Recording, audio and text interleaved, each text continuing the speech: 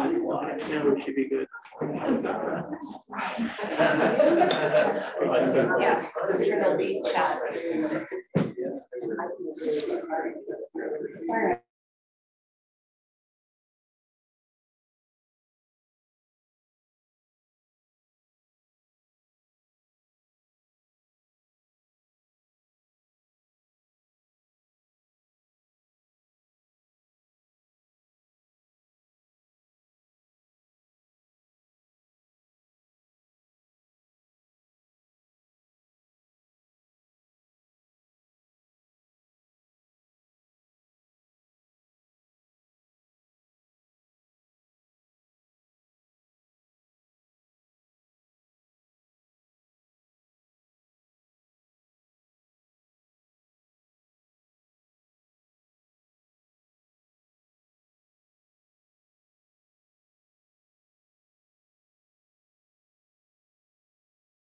Military about it, but if you could try to adhere to that fairly closely, then everybody will get a chance to speak.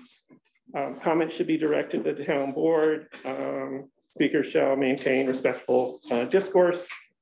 The audience shall remain quiet while others are speaking, and comments shall not be directed to other speakers. So, as I said, the purpose of the meeting is to hear from you, and the town board will be listening.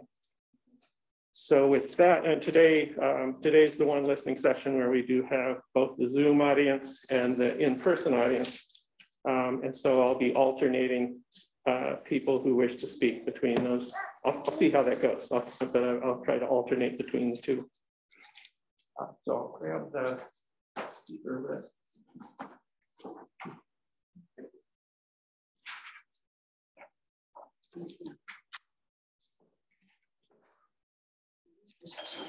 And I guess if people in Zoom land wish to speak, then they should go ahead and raise their Zoom hands, and Zoom will automatically queue you up in the order in which you raised your hand. So,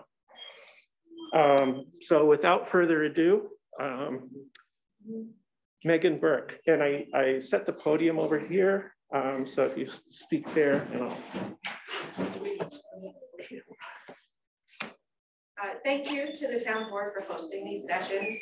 My family and I have barely slept since we read the zoning draft, but it's extremely restrictive and wide-reaching measures. This issue has been weighing heavily on us and on so many people in the town. It may be a draft, but it appears to go straight for the very people this town serves: small businesses, farmers diversifying to survive, and really any resident who wants to do anything at all ever on their own land.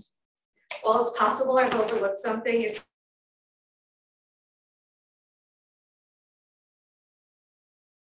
everywhere. There are better ways to preserve the open land we all cherish, ways that do not involve economic discrimination, as zoning always does. In fact, zoning has a long and well-documented history as a tool for segregation against disadvantaged populations, as the town acknowledges on its website. We believe that some of this is inherent to zoning, no matter how careful a job the zoning commission does. The idea of protecting the welfare of Caroline begs the question, from whom and for who? It's not hard to see the class dimension here, and in every other not in my backyard reaction to development that has occurred in surrounding areas. The people of Caroline don't misunderstand zoning or take the short-term view. We recognize it for what it is, something that will add to people's hardship when they already have it pretty hard. Folks in Caroline have above all one thing of value: their land. Any zoning plan will reduce property rights, in many cases toil for generations, and create barriers to entry that would cost more resources than most people have. Zoning is a direct threat to the self-determination that has been enjoyed since this town's founding, something which has not just been a core value of Caroline, but the defining one. So keep the farmland at the expense of the farmers who put so much care into it. Give more property rights to those who didn't buy it and don't own it. I've yet to encounter any farmer in favor of zoning. Does the town really value them?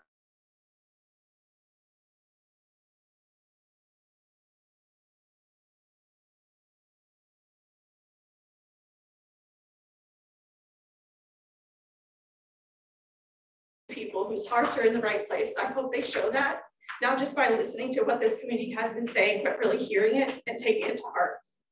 Thank you. Thank you.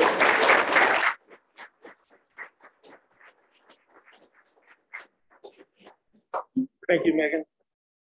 Do you answer questions or just people talk? Just listening right now. Okay, We may address things at the end in general, but we're here to listen to you. So okay, you don't have, okay, all right. So just to answer the question about why it keeps doing the recording, it's because the internet keeps cutting in and out. And so I hope Zoom, you got my message on chat, just apologizing for that. But that's why if you're coming in and out, it's just the internet is cutting in and out. So. Because I signed up to speak, but I don't know what more I could possibly add. I mean, she pretty much hit the nail right on the head. Just stand up and say you are. Yeah, but I mean, I'm written down, but it's a formal thing, so. you're not committed if you want to change or anything. So I'll let you know when you're up and.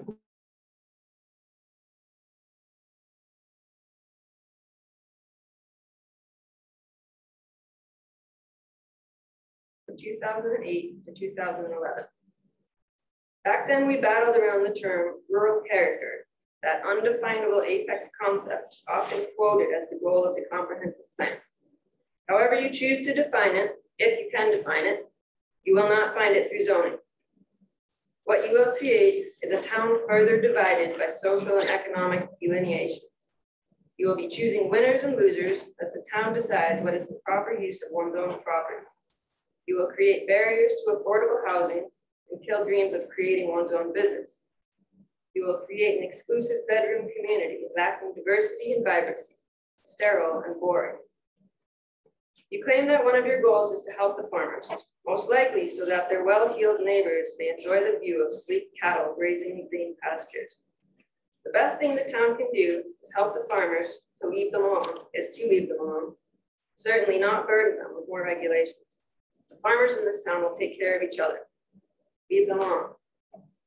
You as supervisor are approaching a critical moment in the next few months as the board decides what to do with the zoning commission report. I would like to see a motion to shelve the zoning commission report to be revisited if and when there becomes a need for zoning in Caroline. That time is not now. Signed, Toby McDonald. All right.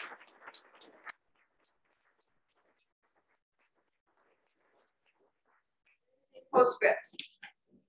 Tell Tim that he loses a bit more credibility each time he hides behind the Zoom option and that he does not have much left in his tank.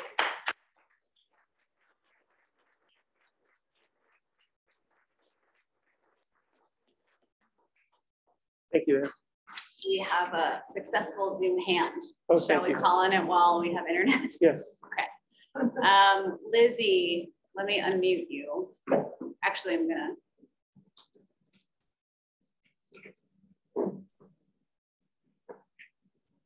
Have I been unmuted?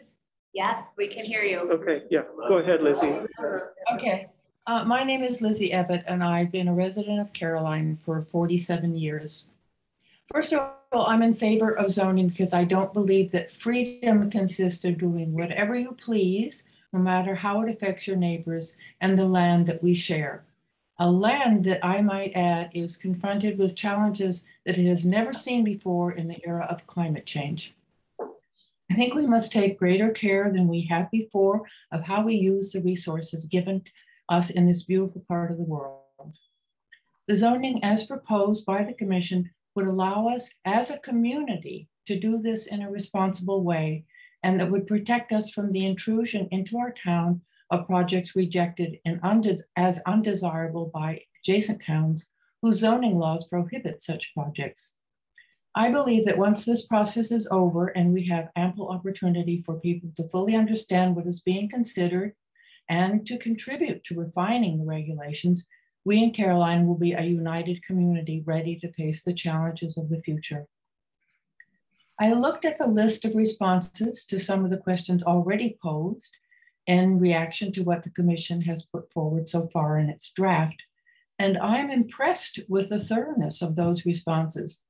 This document, titled Common Misconceptions About Possible Caroline Zoning Regulations, shows that there is great flexibility in the ways in which the regulations can be followed. I think fundamental to the draft is the idea that there are parts of our town where certain kinds of activity of the land and its previous uses and other parts of the town are suitable for different kinds of activities.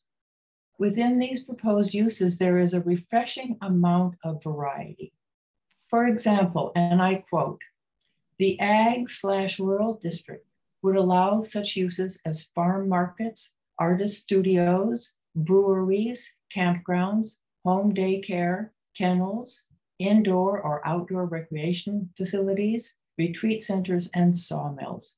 And I can well imagine that other rural and farm-related or farm-compatible uses would be permitted. Or when it comes to the use of ag/rural land for building residential structures, there are many ways to adhere to the guidelines in terms of dividing up a certain size parcel into lot sizes. In response to people's concern about how the regulations might prohibit their conducting certain activities on their property, over and over the document indicates that those fears are unfounded. So I strongly urge people to consult this document, for I believe that they will be reassured that zoning will benefit all of us in Caroline, and there's no need for discord over this matter. Thank you. Thank you, Lizzie. I don't see any other. Okay, we'll go here now. So RC Quick. No, there's Cyrus.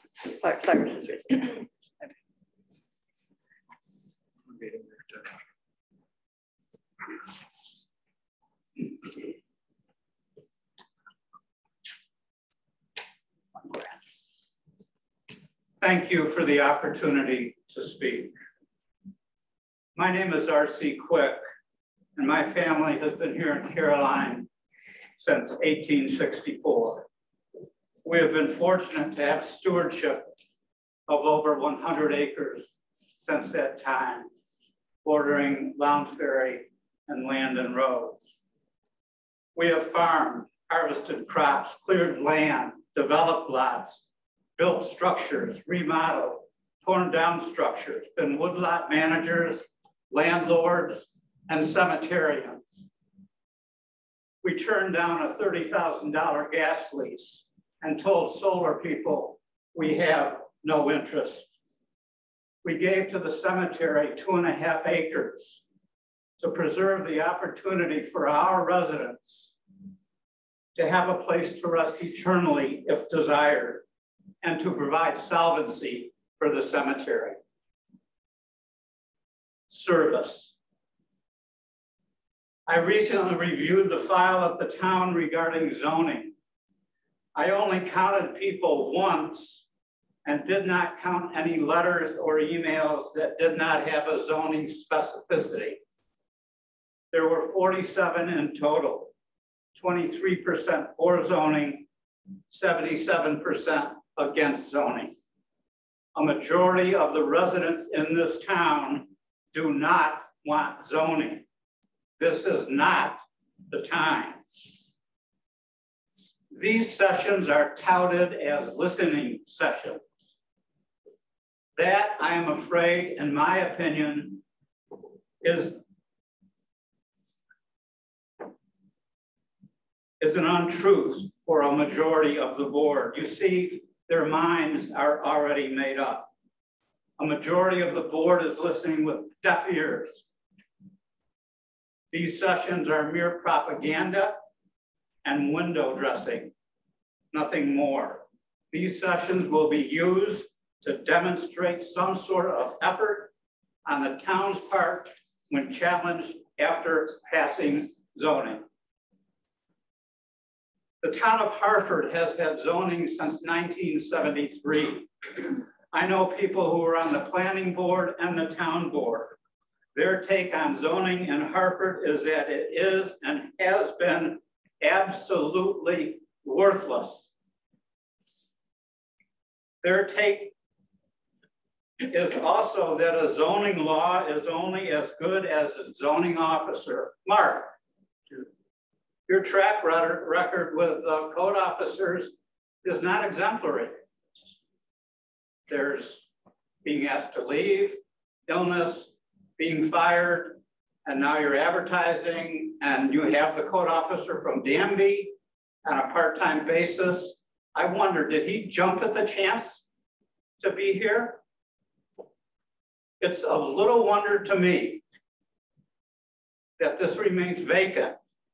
Who would want for $25 an hour to be your and Tim Murray's attack dog?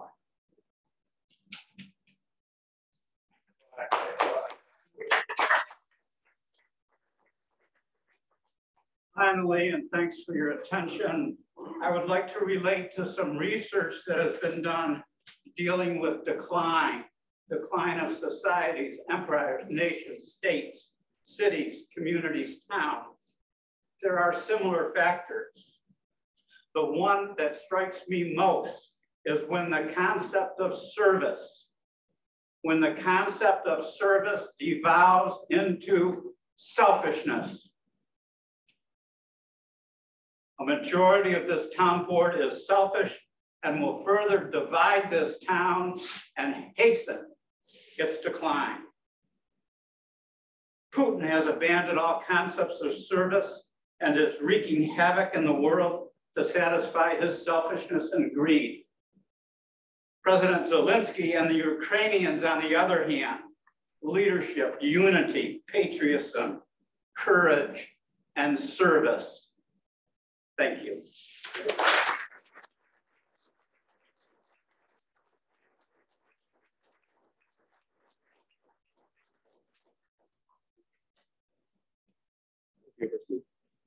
Cyrus, can you hear us? Yes, can you hear me? Yes. Okay. Thank you for giving me the chance to speak. I'm Cyrus. I live in Brooktondale, and I've lived in Tompkins County since 1980 and in Brooktondale since 1989. I would very much like to thank the town board and the zoning commission for starting this process. I realize that almost nobody is getting paid. They're all putting in a huge amount of volunteer work, and that work is designed to protect all of us from inappropriate development. I think there's a lot of misunderstanding about what the zoning commission is trying to do. The goal is not to place undue restrictions on people. The vast majority of projects and developments that people in this town want to make will be perfectly fine, and the zoning will have absolutely no effect on those. The goal of the zoning is only to keep out the very small number of developments that would be inappropriate, that would hurt the character of this town. So I think people on both sides, those who are for zoning and against zoning, very much appreciate the character of this town and want to preserve it. And the goal of zoning is to achieve exactly that. So I think people should keep an open mind and make suggestions for improving the zoning law, but not just blanket oppose it, because then we will just end up with projects that will hurt all of us. Thank you. Thank you, Cyrus. Jake Payton.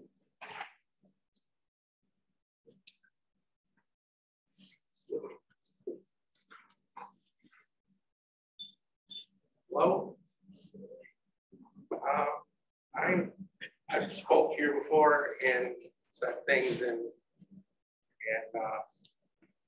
but I came across something last weekend that might find this interesting.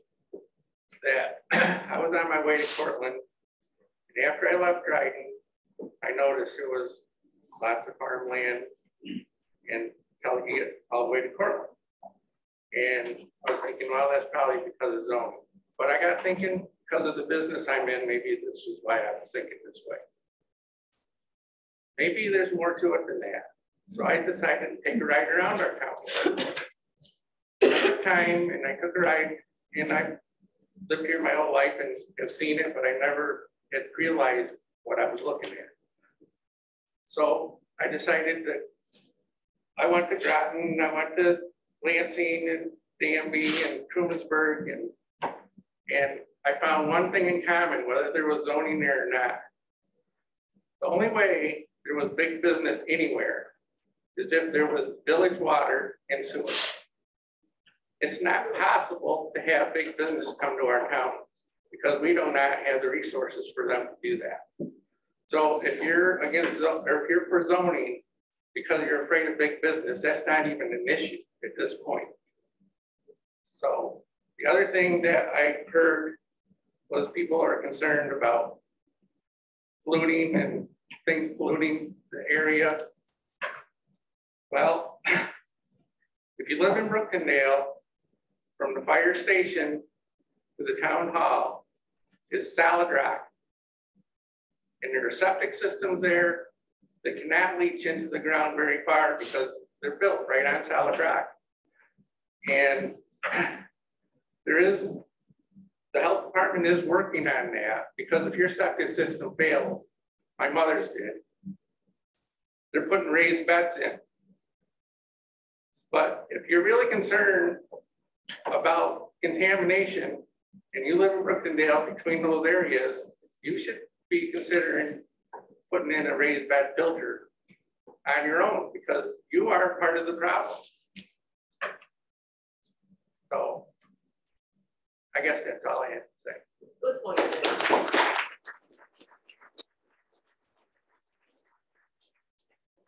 Thank you, Jane.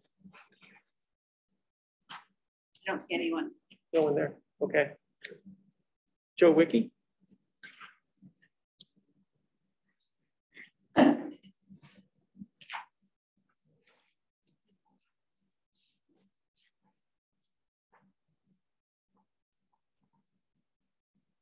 First of all, I'd like to thank Bruce Murray for showing up. I know he doesn't have to be here. My name is Joe Wiki. I'm from, been in Speedsville since 1956. My mother's family, which is the Meadows, the Lakes, Blackmans, have been in this area for generations. My father was the first chief and president of Speedsville Volunteer Fire Company Incorporated. I've been involved with the fire company since around the age of 12, holding various offices throughout my time with the company and working with Slayerville, Brookendale, and other fire companies, organizations. I'll apologize right now for going to be kind of redundant to some of you because you heard this last week, but I wanted to make sure the town board heard it. After attempting to decipher more of the proposed laws, new questions came to light. I'd like to simply reiterate some inquiries to assure myself and other residents that the board members who could not attend last week have now heard these perturbing questions. In this instance, this refers to the aspect of our farm land on the corner of 76 Road and Level Green Road being split in half and labeled as part of the hamlet of Speedsville, according to the new zoning law. What I'm mentioning could be applied to many other residents and landowners, and they too should be worried about, keeping in mind that this is only one of the ridiculous new laws that are drafted. My simple question is, will this split result in half that falls on your map as the hamlet zone to become taxed higher? This land has been farmed for as long as Speedsville has existed. We've had no plans on changing that. No boundary line was ever necessary before. Question 2 is a follow-up to that first question. A few years ago, my wife and I were contemplating building a house at the top of this land. We could not afford the costs back then, partly due to some existing Caroline laws already. We had to accept that. And now with these new laws showing on your zoning map, if we were to consider trying to build again, would this splitting of our land increase the costs even higher due to all the new proposed building permits, guidelines, inspections, and taxes? The third question is another follow-up on that first simple question. The town's consultant commented under the proposed no build zones and the zoning law that states there are specific amounts of parcels in the ag rural district and a specific amount of parcels in the hamlets that have their building rights limited to steep slopes and water resources. Overlay. As a landowner or any other landowner, how do we know if we own one of these designated lands? The answers to these can point to generating more confusing red tape along with higher costs and in time and money. In closing, a very important part, why has so much time and money been wasted on an issue that was not a problem? How can a few opportunists push and shove this agenda while using the opportune timing of COVID as an instrument to hide behind, to neglect the more necessary, vital, and real problems in the town of Caroline? The issue that comes to the top of many concerned citizens' list is the ongoing dilemma of a lack of an ambulance service for the town of Caroline.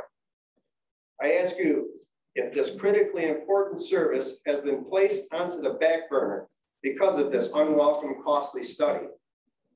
We believe that this action has resulted in the unfortunate residents of Caroline, especially those that are not in close proximity of Banks ambulance, example being Speedsville, to be abandoned, discarded, and forgotten by the town board of Caroline. Thank you.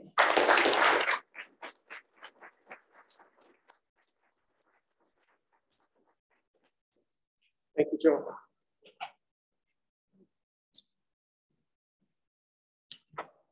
Bill Rusinko.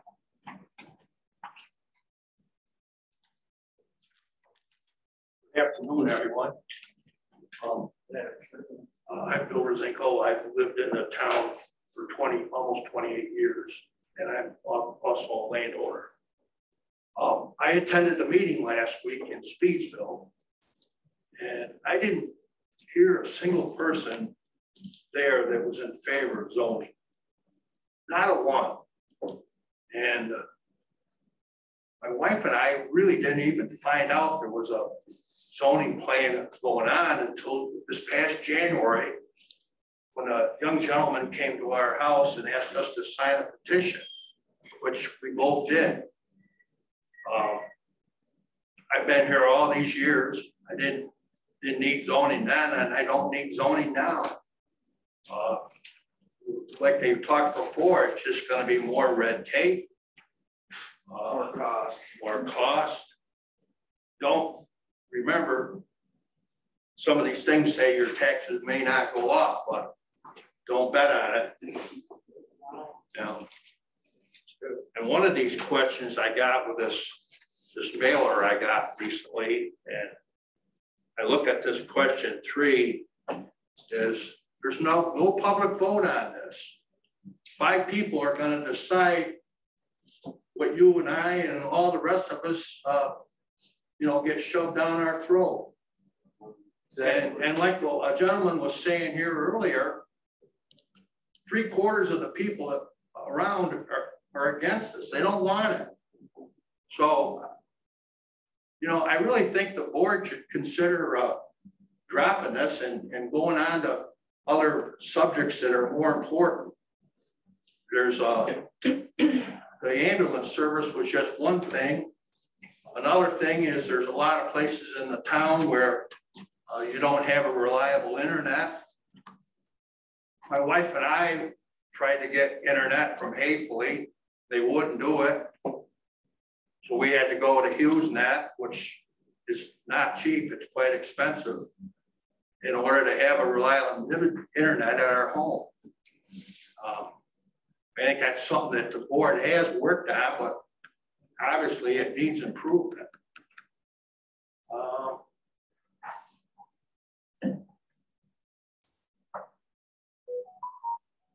I guess that's about all I have for now. Thank you.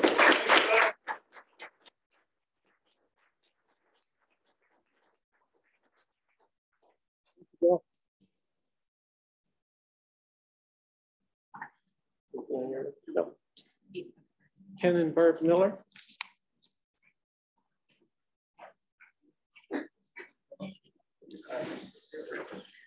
Let's see if this old body can get through here. Michael, get out of your way. Sorry, I got a minute, folks. Don't you mean young, rugged?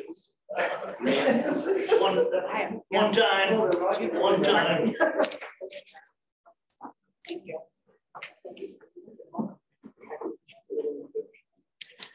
Name is Ken Miller. I've got a farm over on Landon Road, about 175 acres of work, working it hard. Did have an opportunity earlier to sell a couple acres of property so that I could continue to farm. That's been taken away from me. I want to start out here a little bit with a section of the comprehensive plan. And this is what planning board members of 2020, Charlie Eldermeyer, Catherine Goldberg Forrest, Bill Paducah, Val Varkey. I hope I have pronounced those names right. And in it, it's trying to tell in the comprehensive plan, we want to all live together, okay? And here's the most important statement of that. People of all identities, including but not limited to race, gender, sexual orientation, age, religion, disability, national origin, or veteran status, are safe, welcome, and valued. The supportive and neighborly ethos of a small rural community is extended to all residents as the town recognizes the value of that diversity and all identities bring. Town is actively engaged in you gotta get this word right, anti-racist initiatives and policies to guide the town decisions. That's the start of the comprehensive plan. That's important. That includes all of us. All right. But as it goes on, it talks about livability, environmental protection, rural character, and agriculture. Then it has about a page and a half, 2 pages of goals based on all that. And then it has one sentence in it that says that recommendation is that several different things, zoning being one of them. And I'm totally against zoning based on that statement that I just read you, because zoning is for the elite to keep out the underprivileged. When you have to buy 3 acres of land or 5 acres of land or however many acres of land that you can't afford just to build a house that could sit on an acre, slightly more, you're being prejudiced against. In that same sentence that says zoning possibility, there's numerous simpler other ideas. And then as it's been spoken of here already, there are more important things to worry about in this town, like the ambulance, et cetera, that's already been said. And I want to go say something a little bit about farming. Quite a while back, the town voted that the town of Caroline would be rated as a farm community. This is all based on specific laws by ag and markets. We don't need to go be inventing anything to save, if you say, the farmers are already doing what they can themselves. It's economics and whatnot. There's probably not a lot the town can do to make it more profitable. But there's no need in town, with the town being a farming community based on ag law, to have zoning. To the whole ag will be here as long as you can keep the farmers here. Farmers know how to take care of the land, and they use the best land to the best of their ability and for land to the best of their ability. And we don't need someone to tell us that you can, you need to, if you to stay in business, you can't sell all of your property.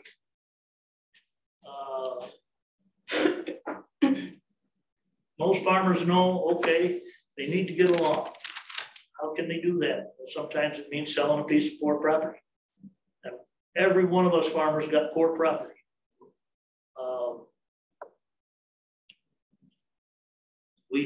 We rarely sell a piece of our best land. And we probably never sell a piece that was any larger than we had to keep going. And you can't legislate farming to stay farming on the land. You have to have people that love that land, that want to take care of that land. Don't push them around. And the only way they'll stay there is be profitable. And then you'll have these beautiful site views that you want.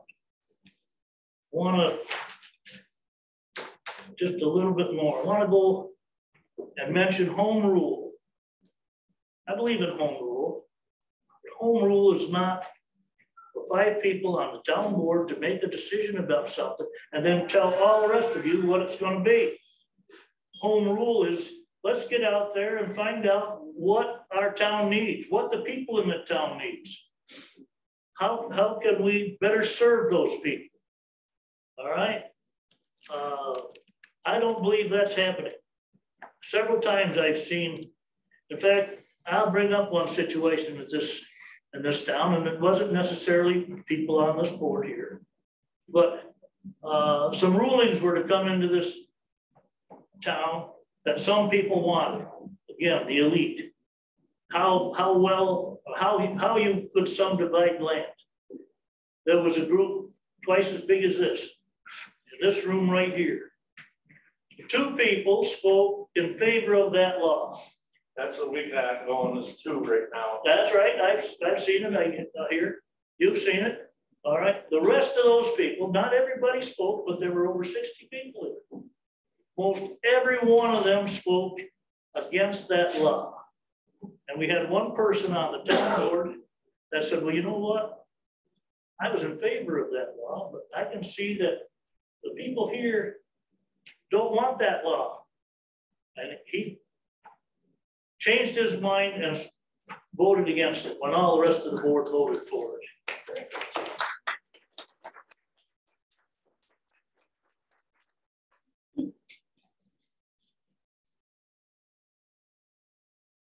Guess that I'm asking the town board and the commission.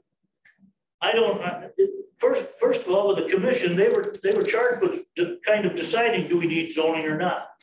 I have no idea how they decided we needed zoning when nobody was asked and nobody knew about it going on. That's not right. So I asked the town board to abandon this thing of zoning, disband the zoning commission and get on with some of the more important things in this town that would make us safe and viable for everybody to live in.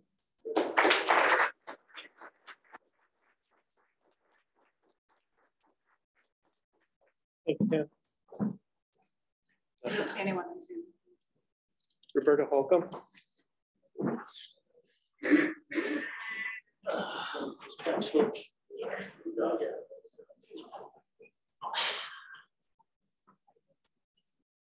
Okay, well, I spoke over in Speedsville, and that's where the property is that I own, but I would like to speak here, and I'm going to speak a little bit on some different things, but the purpose of zoning has exactly one purpose, and that's to tell you what to do on your land, what you can and cannot do. Any of the other purpose that's listed in their thing is basically hogwash, because it's not going to stop global warming. It's not going to help the environment. It's not going to do any of those things. That's what we got state laws for. We got federal laws. Exactly. So you can't get in, build something in the middle of a swamp because it's protected by New York State or federal laws or whatever. We all know that. The farmers all know that, and everything else. Having zoning in the town of Caroline is not going to stop global warming. It's not going to protect the environment. The sole purpose of zoning is to tell you what to do on your land, because of what some people here up in front of the room passed as the zoning law. Okay, so this time I'm going to give my little talk a little bit different because you can see my last one online. I guess they posted it. Okay, so someone mentioned here Hartford and zoning and how much they hate zoning in Hartford. My church is in Hartford. Our pastor sold his house. He's moving to South Carolina. He was going to camp up at the church while he was finishing up his business in town. You know what zoning? Somebody complained. We're not zoned to have a camper on the church property for a few weeks and everything. We had to go in front of the board and all this. Well, of course we didn't do it because it's hogwash. We actually have singers and other people coming in, special missionaries and stuff who camp on the church property while they're giving their talks and stuff. Zoning can prevent you from doing that. And the town of Hartford is an example of that. Somebody complained. Who knows why they're complaining? The church is no place near anybody's property, but they do. Okay, I want to tell you something about the farmers and why the farmers say zoners not going to help. Right now, there's so many laws and rules and regulations for farmers in New York State already. It's absolutely ridiculous. I want to tell you, I was reading in all the Farm Bureau magazines. We're all the members of it, but y'all may not be members because you may not have a farm. But the migrant workers that come to New York State have to have housing when they're picking apples or whatever they're picking. There's a farmer in New York State that was harassed and harassed and harassed because his housing, which he had built before, the ceilings in his housing was only 7.5 feet tall. He was harassed and nearly shut down and taken out of the farming business due to zoning and all of the regulations because his ceilings were not 8 foot tall, where he had his migrant workers coming in. We all know we go out in a camper and we camp all the time, little, you know, things for a month and a half. So is that the thing? We have laws in New York State that are so irritating already to the farmer. We don't need more restrictions on what we can do with our property.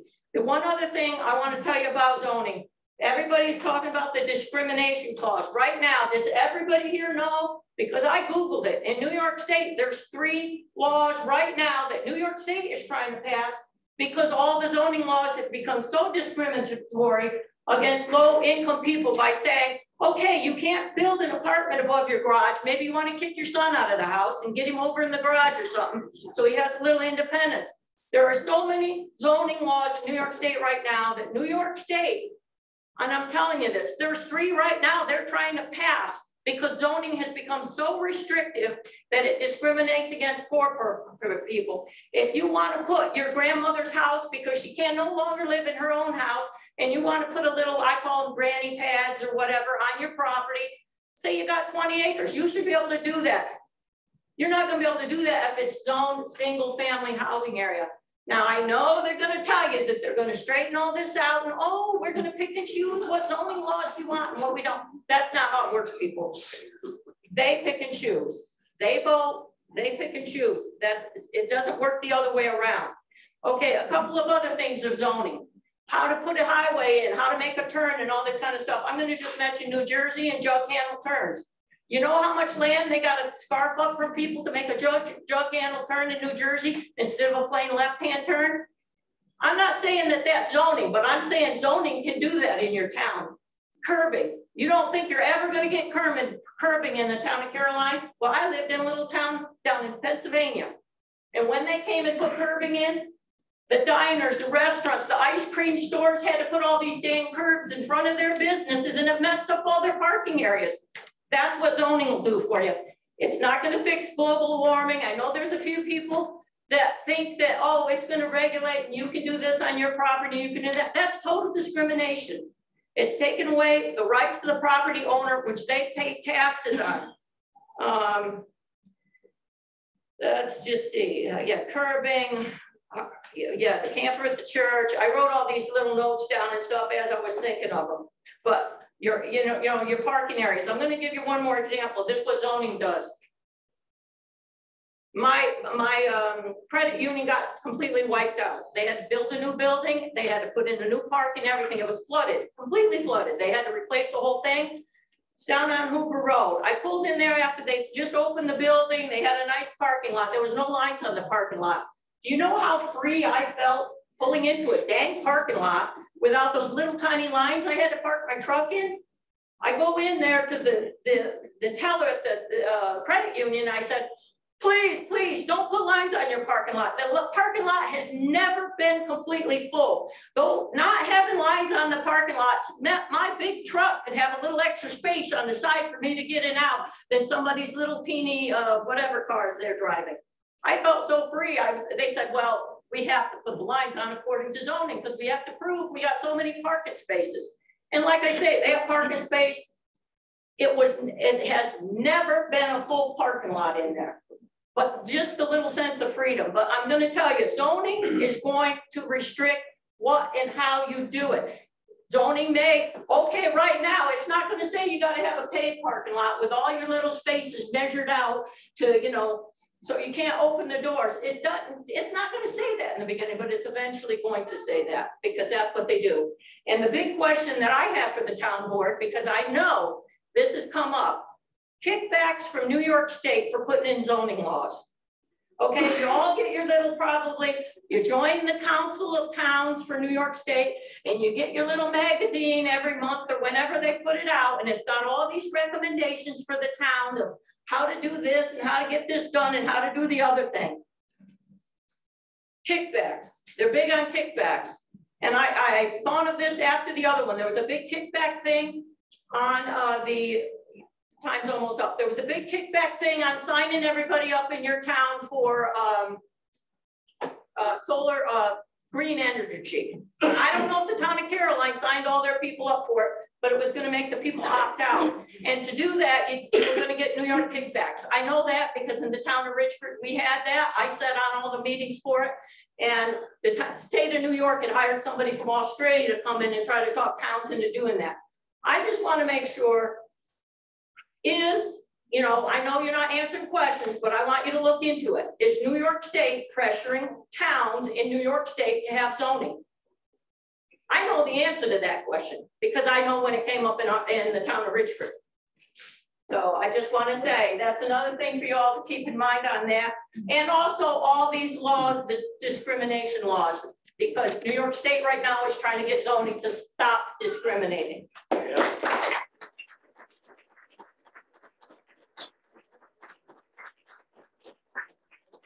Thank you.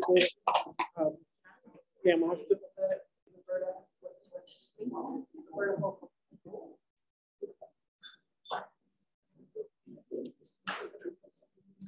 My name is Pam Austin. My husband Dwayne and I have lived in Caroline our whole lives. I was born and raised here. Dwayne moved here from a farm in Berkshire when he was 11 years old.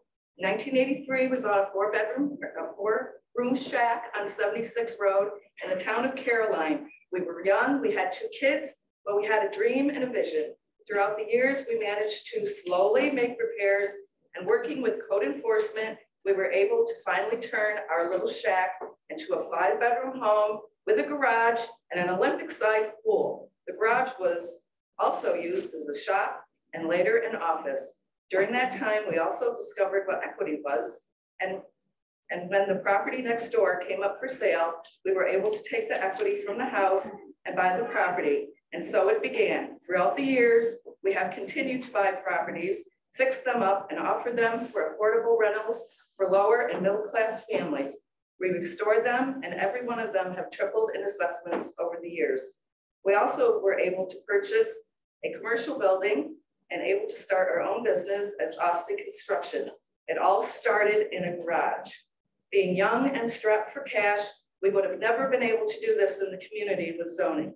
Confusing rules, regulations, and costly permits have would have put an end to our vision. It would have never been possible, nor will it be possible for any other young couple trying to do the same today. Every aspect of this huge, monstrous proposal will affect my life, my business, my rentals, my tenants, even my little hobby farm located at my residence due to the overlays. But I've decided not to tell the board about myself, the outcome of this, because I will get through it. However, I would like to enlighten you about the people in the community that signed the petition for no zoning that feel they will not. An African-American family that has recently bought a house in a small development in my neighborhood had no idea what was going on. They had only seen the signs. They had moved here from a larger city to escape the rules, regulation, and control of the government. Their only dream is to enjoy their new home and the country life that only Caroline can provide. They love their new home and their neighbors, and they have welcomed them. They happily signed my petition, and I assured them that I will do everything possible to fight for this infringement upon their freedom. A retired scientist that owns 20 acres and has taken pristine care for 45 years of his property. Why is his dream shattered, you must ask? Well, the property has 3 different layovers, which will prevent his daughter and granddaughter from ever being able to build a home and share his life's investment, all because it borders a state forest that this man has only been on 4 times in his life. He referred to your zoning proposal as Godzilla, and I believe him because he's a very, very intelligent man. A young man and his wife have modestly lived in a trailer park for years. Finally, after saving and fixing up a mobile home they plan to rent, they finally have enough money for a down payment on a well septic system, a foundation for a 24 by 36 modular home. His parents have gifted him with 2 acres, with a 2-acre lot next to them. This is no longer possible under the zoning proposal. The irony of all of this is not 8 feet and a creek from his property is the town of Richford. The agony that this kid having to drive by this property every day, knowing that 8 feet and a creek and zoning stopped his lifelong dream. He was almost uncontrollable with emotion. An elderly Vietnamese couple have lived quietly at their home for many years, raising chickens, and they have a small greenhouse. They were horrified that they will never be able to replace their little greenhouse or chicken house with a bigger one. Their property has 2 wetland layovers and cliff layovers. You see, they can't speak English and will never be able to endure the process and the stress of the zoning commission. When the elderly man saw my sign, all he could do was repeat, "No zoning, no zoning." It was almost like he was reliving another event at another time. Thank God his granddaughter was there and able to interpret this for me. A man with cancer asked me, "Tell me, Pam, if things don't go my way, will my signature still count?" I said, "You bet it will." Can you imagine having cancer and the only thing you can think about is your final legacy is to save the little town you have lived in all your life for something that you see as an iron curtain falling down upon it? Finally, last but most dear to me, my elderly farm neighbors that I have watched labor on their land for 60 years, up at 2:30 a.m., milking cows, laboring for hours in the fields, day in and day out, will face just about the total devastation of this Godzilla proposal, making half, probably more, of their farm will fall under no building zone, totally depleting their years of labor for their next generations. My heart is broken for that. Mine too. On that note, I am asking the board, when you vote on this proposal, will you please think of that man with cancer? Will you please think of these farmers? Will you please think of these people? There are hundreds of them. I have their signatures. There are hundreds of stories, and all of them as heartbreaking as the few I've just mentioned. They feel you have overlooked them. None of them knew about this, what has gone on, until they saw the signs. They feel you have overlooked them. They all understand what is going on. It doesn't take anybody to tell them what's best for them. And to Tim Murray, these people are the true shepherds of the land. You will never, ever know what they know ever if you live to be 100. Thank you. Yeah.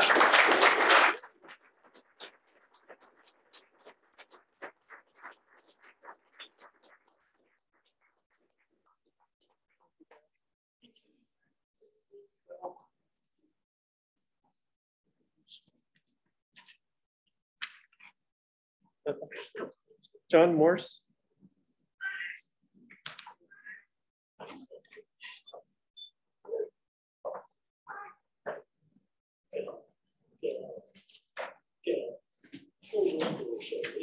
Close it? Which one? Hi, folks. I'm John Morse. I've lived in the town since 98. We have a business here. First, I want to say thanks to the board members that are here today. I truly believe it makes a big difference when you're in the room with someone and you can feel the emotion like that. You can see the hurt on their faces versus sitting behind the Zoom. And I believe it's embarrassing for the board that we don't have full attendance of these. And it's insulting to the people of this community that we don't. And I mean in-person attendance. And I understand that life happens. I said this last week. There is no reason why, if it's COVID or something else shutting us down from all being here, that we need to push this through so fast. So let's just keep that in mind, that people will appreciate the board's attendance at these meetings. I said this last week, but it's worth repeating. In the Caroline Quarterly, there was a quote from Mark in the supervisor's report. This is the quote, the updated comprehensive plan highlighted increasing growth pressure in our rural town, which we expect to continue. The town board felt that the most responsible course of action was to proceed without delay to fully consider a zoning plan for the town. The goal is to promote the town's vision and protect the welfare and property values of its residents. I, again, Mark, do not believe that unplanned growth would be a good thing for Caroline. We've had unplanned growth in this town for 200 plus years, and that's what created the community that we all live in and love. How is that bad? Mark said without delay, we need to fix this issue. How bad is this increased growth pressure that we need the help of Mark and the board to save us without delay? Let's take a look at the growth pressure. So here's a map outlining the growth of Caroline residential properties over the past 150 years. Over the last 10 years, there were 59 new properties constructed in Caroline. That's less than 6 per year. It doesn't seem like a lot to me in an area the size of Caroline, 6 per year over the last 10 years. The previous 10 years, there was 83. 24 more than we've seen in the last 10 years. In the previous years before that, 1990 to 1999, there was 131. That's over double what we saw in the last decade. The years before that, 161, even more. And then 143. We're all the way back into the 1960s at this point. You have to go all the way back to the mid-1900s, 1945 to 1959, before you see similar but still slightly higher growth than we saw in the last 10 years. And you have to get into the early 1900s before you saw less growth than we've seen in the last 10 years. So where is the increased growth pressure? It's the lowest it's been since 1945 in this town. Businesses, let's talk about the growth of businesses. Businesses were actually constructed as a dedicated business. We've got Sweet Caroline across the street, which is very recent. In the last 15 years or so, and I don't have data on this, so I may be missing some. In the last 15 years, we had the Boiseville apartments, which were not counted in the residential. It was, that survey, it's said right on there. So the Boiseville apartments and maybe that cabinet shop on Boiseville Road were businesses that were constructed potentially for the purpose. If you go back to the last 25 years, you get Celebrations built in 99, opened in 99, and the Ideal storage units, a couple sets of those. So over the last 30 years, we're looking at some 5 businesses and a consistently decreasing level of residential buildings. So all of a sudden, one new business comes in, and tries to come into Caroline, we've got a business moratorium. And we're stripping away everybody's property rights after the decreased growth. You know, where is this without delay growth that we need to protect ourselves from? And what is so bad about the previous 200 years that led us to this point? So Caroline is a diverse melting pot. You know, we've got farms, residential, businesses, and we've got people of high and low income. Everyone is not the same in this town, and it's not going to happen. We're all mixed together. Why do we need to fix this without delay? I've argued before that zoning in a rural town is for the privileged. It's been said again tonight. If you don't agree with that, then ask yourself the question, what is in this for the little guy? What's in it for the little guy? Nothing. Nothing. We're looking at higher taxes. You know, you don't enforce this many regulations without extra effort to do that. You know, bigger lots. You know, you can't give your kid an acre lot and let them put a modular on it. You know, if we're limiting things like that, we're taking away opportunity for the less privileged. You know, increasing build costs. There was an article that I spoke about before that talked about the percentage higher it costs to build when there's land use regulations in place versus not in place. And it was significant. Unfortunately, I wasn't able to find it before today. I can pull it again. Low cost shopping, we've already shut that down, you know, for folks. Hard to start a business, again, not helping the little guy who just wants to give it a try. What about the farmers? Ken already spoke about this. What's in here for the farmers? If there was a lot of good things in here for the farmers, the folks who are actually creating the rural character of this town, the farmers would be jumping on board to help put zoning in place. Show me one. I haven't met one yet. Not a farmer that's trying to actually make a living doing farming. They're not supporting it. Why? You know, what's in it for the business owners? Show me something that's in this for the business owners, or that shows that the town of Caroline welcomes new businesses. More regulations for the businesses. Put your parking in the rear. We want you to have a certain amount of windows and landscape just so. Do those things help when you're trying to start a business? We could barely put the railing on our deck when we opened our business, let alone move the parking lot another 100 yards out back, right where it would be for all of our guests to see. We have celebrations. People are wondering. There's nothing in there for the little guy. There's nothing in there for the farmers. And there's nothing in there for the business owners. The only thing that zoning does is it's protecting those with means who wish to impose their priorities on others. It will encourage urban sprawl and not stop it. Bruno Schickel alluded to this last week. He's got 140 units on 40 acres. What does 140 units look like when they're on 3 acres apiece? Which creates more urban sprawl? The denser housing or the less dense housing that we're pushing with the zoning? Easy for me to see. Many people choose Caroline to enjoy the freedoms from excessive regulations. That's been spoken about tonight. They don't come here because they want to live in a homeowners association. They can choose that by going to other places. You don't come to Caroline for that. You come here because you want the freedoms that you can get only in a country setting. They don't want a situation where their neighbors decide for them how to use the land that they pay the taxes on. A couple other things kind of off subject that I wrote down since the speaking started tonight. Originally, the comprehensive plan was built based on a survey, in part based on a survey that the town put out. We've all heard speak of this survey. There's nothing in that survey that told the folks filling it out that, hey, we're trying to decide if we want to put zoning in place. We didn't mention that to them in the survey. It's an unfair thing. Not only that, but there was nothing in that survey when you read the questions that said, how would you prefer to keep your freedoms on your land to choose what you want to do? All the questions were like, how important is it to you that we don't have big business or don't have this or do have that? All leading towards zoning. It was a targeted survey. There was nothing in there that asked the residents if you would prefer to have the freedom to choose. It wasn't in there. Jay Payton mentioned there's no water or sewer and that keeps out big business. I can attest to this. We were approached some 8 or 10, probably 10 years ago by someone who wanted to purchase the field next to us. And, you know, I got excited.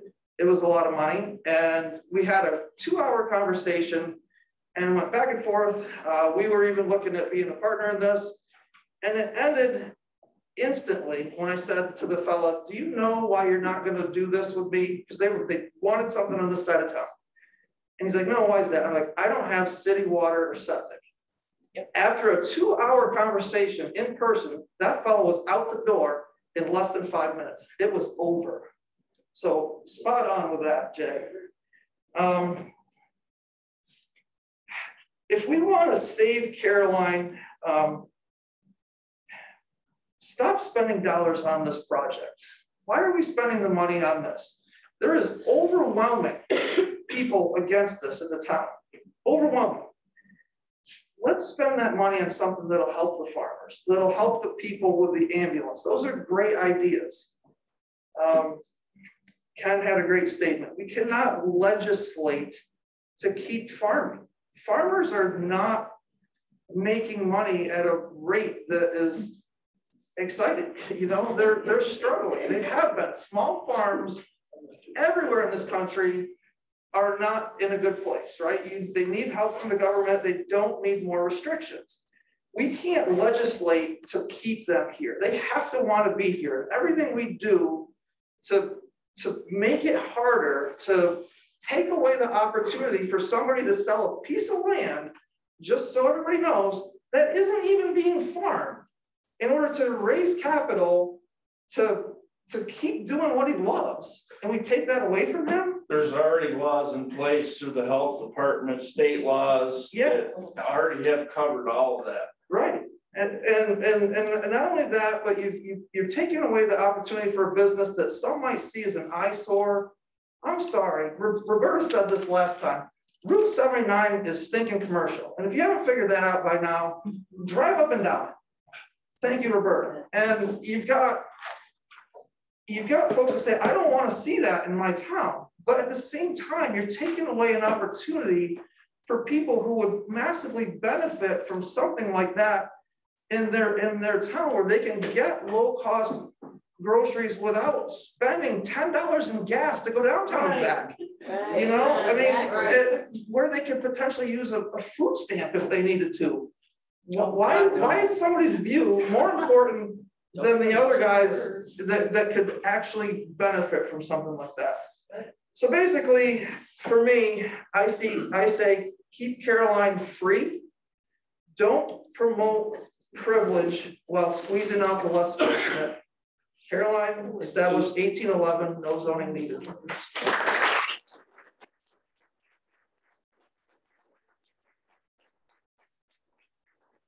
Thank you, Doug. Karina Barbin. Hi, Karina.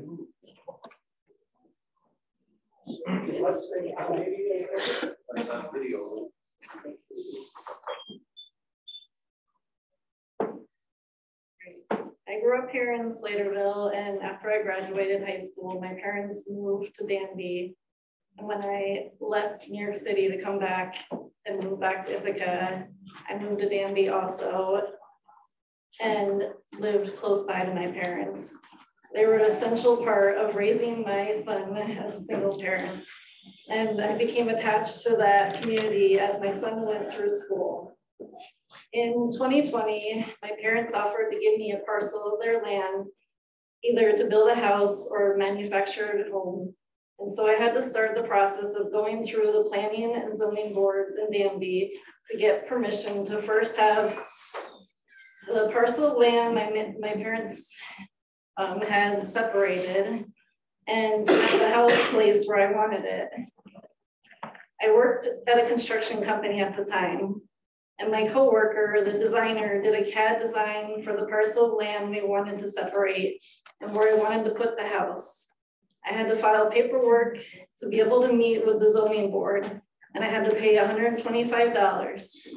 They already could see that it was not going to meet some of the zoning requirements, such as the 200 feet of road frontage and the easement on either side of the house, which is 50 feet on either side. The two property lines, one would be the new property line on my parents' side, and then on the other side of the neighbor. And they said to take it to the planning board to see if it would pass there. And then I would have to come back to the zoning board to get the final approval. They also said that I should get a surveyor to survey the land that I wanted to be parceled off. But as a single parent, I wasn't going to be able to afford to pay $900 to do that if they weren't going to approve this proposal. And so then I met with the planning board, which I had to fill out more paperwork and pay $75 to do.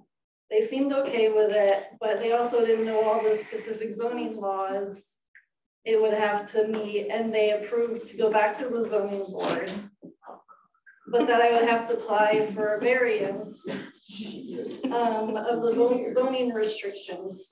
So when I went back to the zoning board, I had a new drawing made up of something that would hopefully be closer to meeting their zoning restrictions, but I still had less than 200 feet of road frontage and 30 feet on either side of the house instead of 50 feet.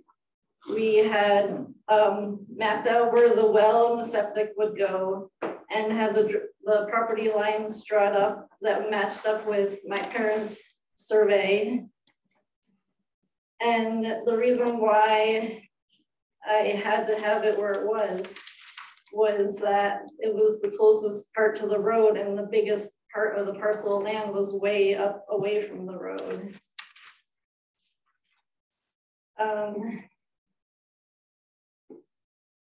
So anyways, I believe the zoning board was maybe somewhat split on whether to let it pass or not, but they decided to vote against letting me have any variances on the placement of the house, citing that if they let me do that, they would have to let everyone else do it too.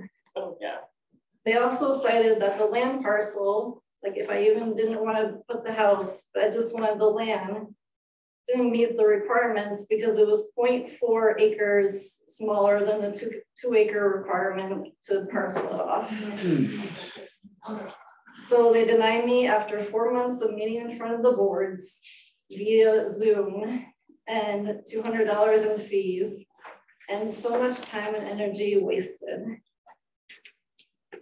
After I went through this whole process is when Danby put the moratorium on building, and then they put their new zoning laws into place in 2021. So at this point, I decided I just need to buy a house. And this was the beginning of 2021 when we were in the middle of the biggest housing market boom that we've had in years. And it was crazy, but after many months, I ended up buying a house in Brookendale and moving there in the summer of 2021.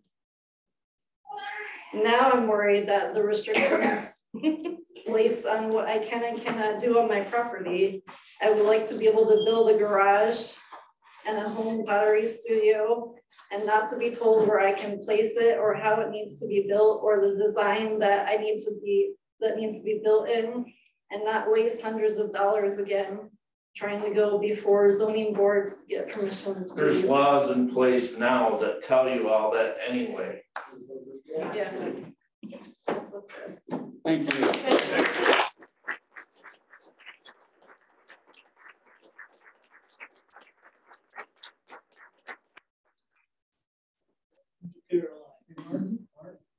Thank you, Karina. Introduce who's here. A lot of people might not even know who's at the table. Oh, and yeah. who's on the screen. Sure. Sorry, what'd you say? Who are you? Introduction. Who are you? Yeah, Wanna sure. know who you are? So, yeah, I'm sorry, I should have. So I'm Mark Whitmer, the supervisor, and Catherine Goldberg, nice to meet you all. Catherine Goldberg. I'm Kate Kelly. I'm Kate Kelly McKenzie. I live in Brooksondale. I'm on the town board. I'm Cal Snow. I'm a member of the town board. And I'm Tim Murray. I'm a member of the town board. Okay, so Sylvia Short. Did you, Joe? Okay. Did you want more? Or? Okay. I'm not going to read the book, I promise.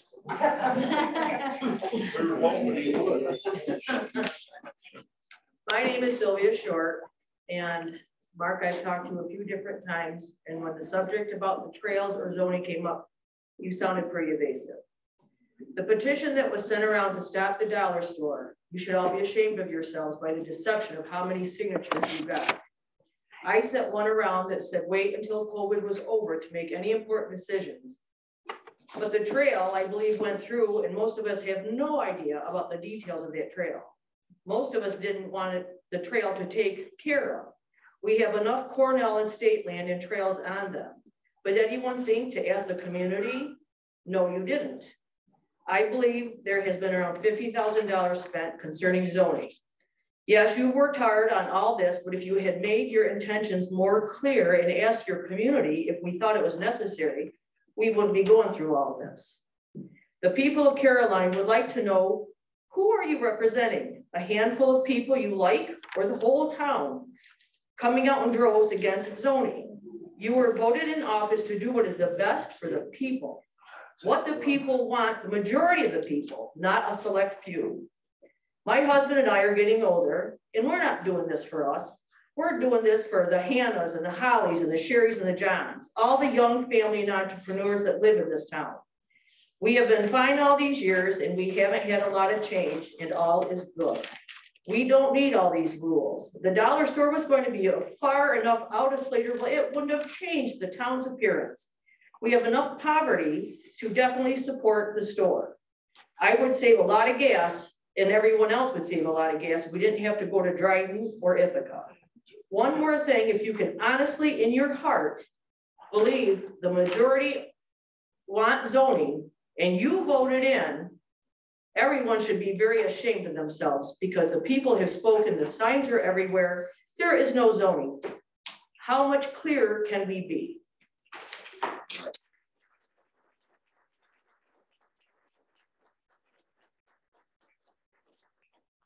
Thank you, Sylvia. Tonya Van Camp.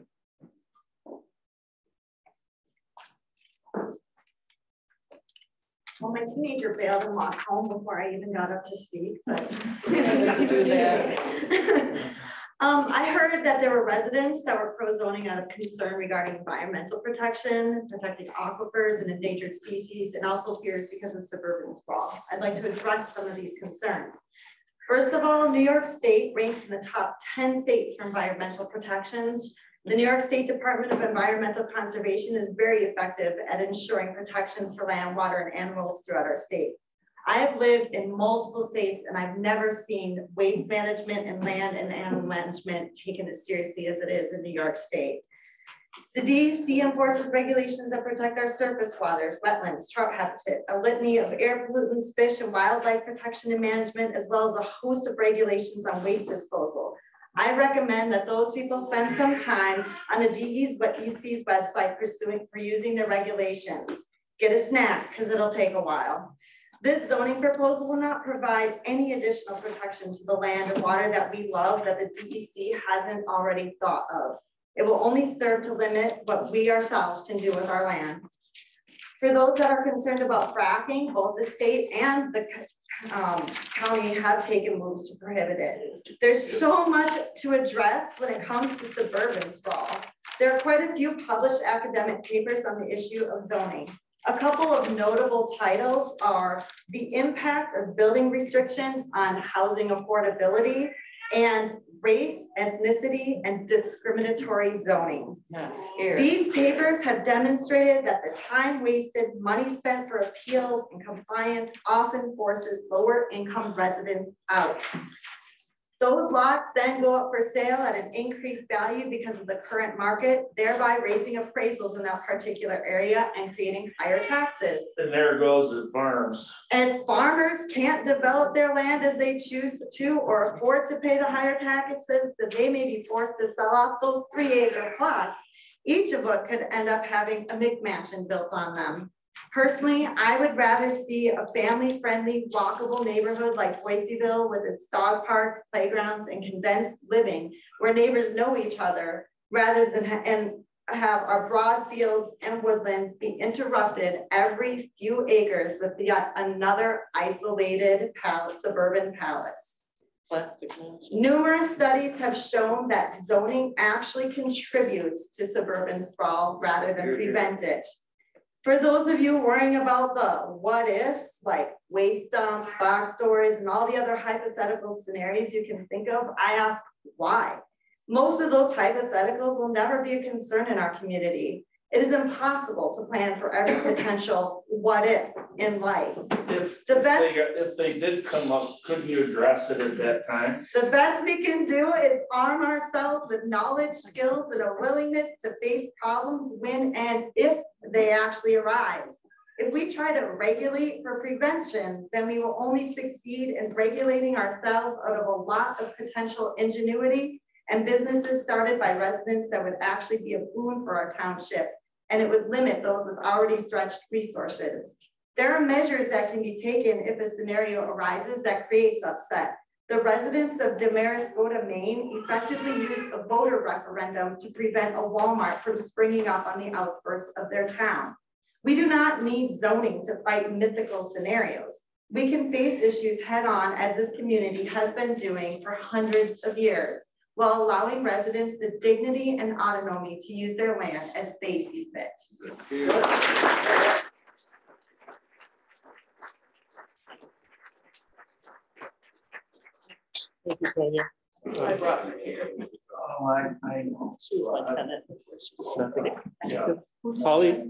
Holly McGee.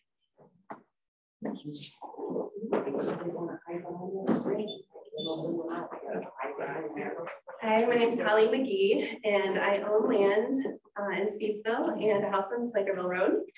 I have already brought this issue up to the board a couple times via email, and they haven't really said anything about it. So I thought it'd be a good time to bring it up again. And a lot of people have already touched on this, but I have some written up. I'll read it. I want to bring to light the fact that the board brought these 3 listening sessions together with very quickly, basically with a snap of their fingers, and here we are. I also want to bring up something that the town board seems to be ignoring when it comes to zoning. I have yet to hear the board address the topic of poverty in Caroline. According to Google, the poverty rate in this town is 7.5%, which isn't a huge percentage, but let's not forget the struggling middle class, who at this point are also trying to make ends meet. The current pandemic is continually making the poverty level worse. And with skyrocketing gas prices, along with increasing grocery store costs, we all can contest to the fact the struggle is real. I want to remind the board again of the past meeting held on April 15th of 2020. This specific meeting was not about zoning, but rather to address the Dollar General and the moratorium. I am quoting the exact words from statements made by 2 different commenters because these statements help to prove my point. The first states, if we protest against a dollar store, are we forcing financially disadvantaged neighbors in Caroline, Danby, Richford, Berkshire to have to drive far to get the things they can afford? These are the people who need our food banks, use buses, and can't afford to insulate or put green energy heating systems as the number of poor folks escalates nationally. End quote. Another commenter states, Dollar Generals target rural communities that have a percentage of families who are near or fall below the poverty line, end quote. I specifically chose these speakers to quote because they are illuminating the fact that there is poverty in this town. I also want to read a comment from that same meeting that was made by a current board member. This comment shows exactly why we don't need zoning, and it reads, keep development consistent with the town's rural character and local priorities, and there are ways to deal with developmental pressures without necessarily broad-based zoning, end quote. So with all that being said, why are we jumping straight into zoning head first? Clearly, there are other ways to deal with oncoming developmental pressures besides zoning, as so stated by a current board member. Also, if zoning is passed, it will surely force struggling residents to relocate. I get the feeling the board is fully aware of the consequences zoning will have on the poor folks of Caroline. But what I don't get is why we're continuing to move zoning forward with this being known. As a community, we already have too many hoops to jump through. Let's not add fire to these hoops and make it harder on people that are already struggling. So, board members, snap your fingers again and make zoning disappear. No zoning needed, no zoning wanted. Thank you.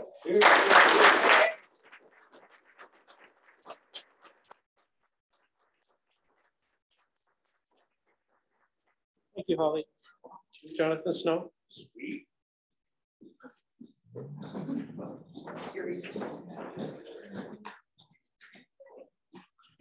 Hi, everyone.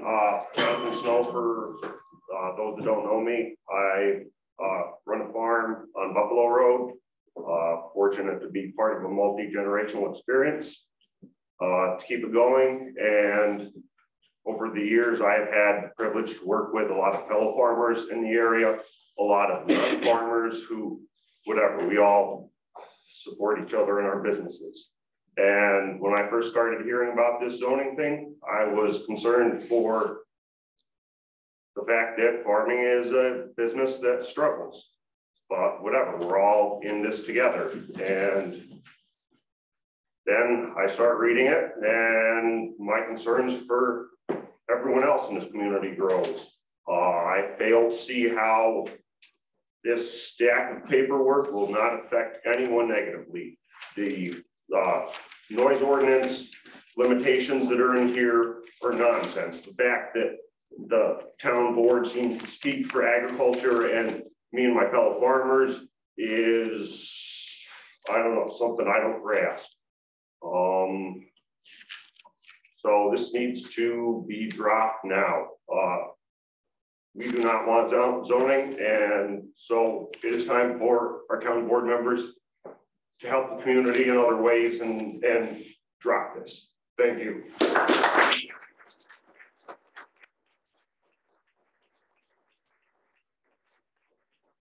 Thank you, Jonathan. Gabe Schickel.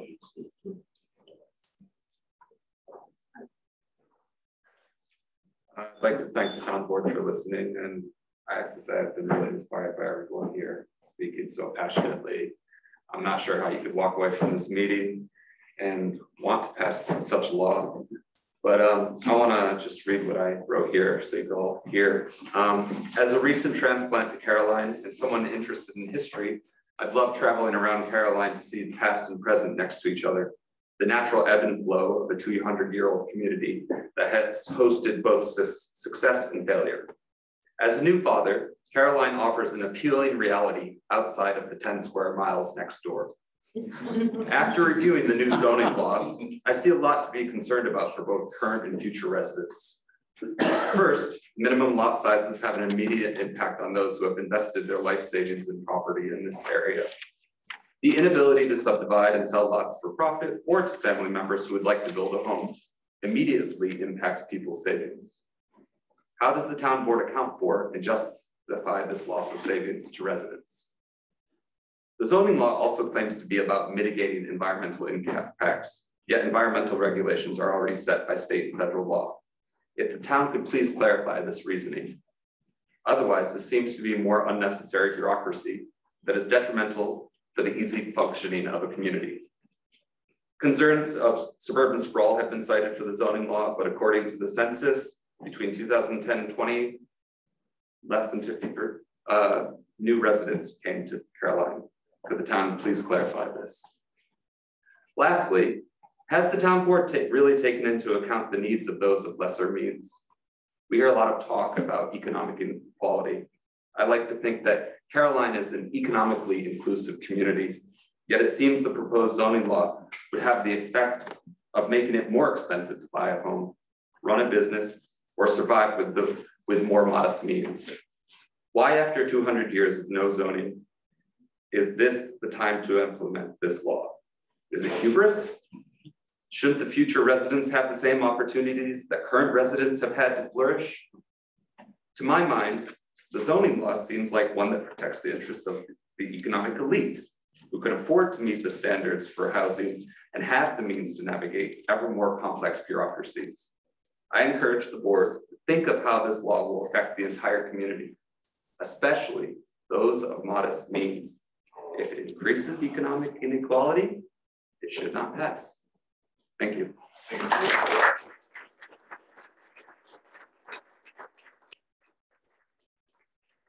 Thank you, Gabe.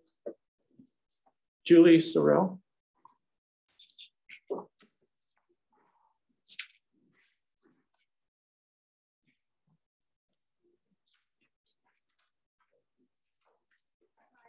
My name is Julie Sorrell. Hopefully you can hear me. I don't have a very loud voice. Okay. I moved to Caroline in 2012. I bought a house, and part of the reason that I bought it was because there was no zoning, and I didn't want to have to deal with a bunch of bureaucracy. Recently, I went door to door to do the petition signatures. The route that I was given was up and down Slaterville Road.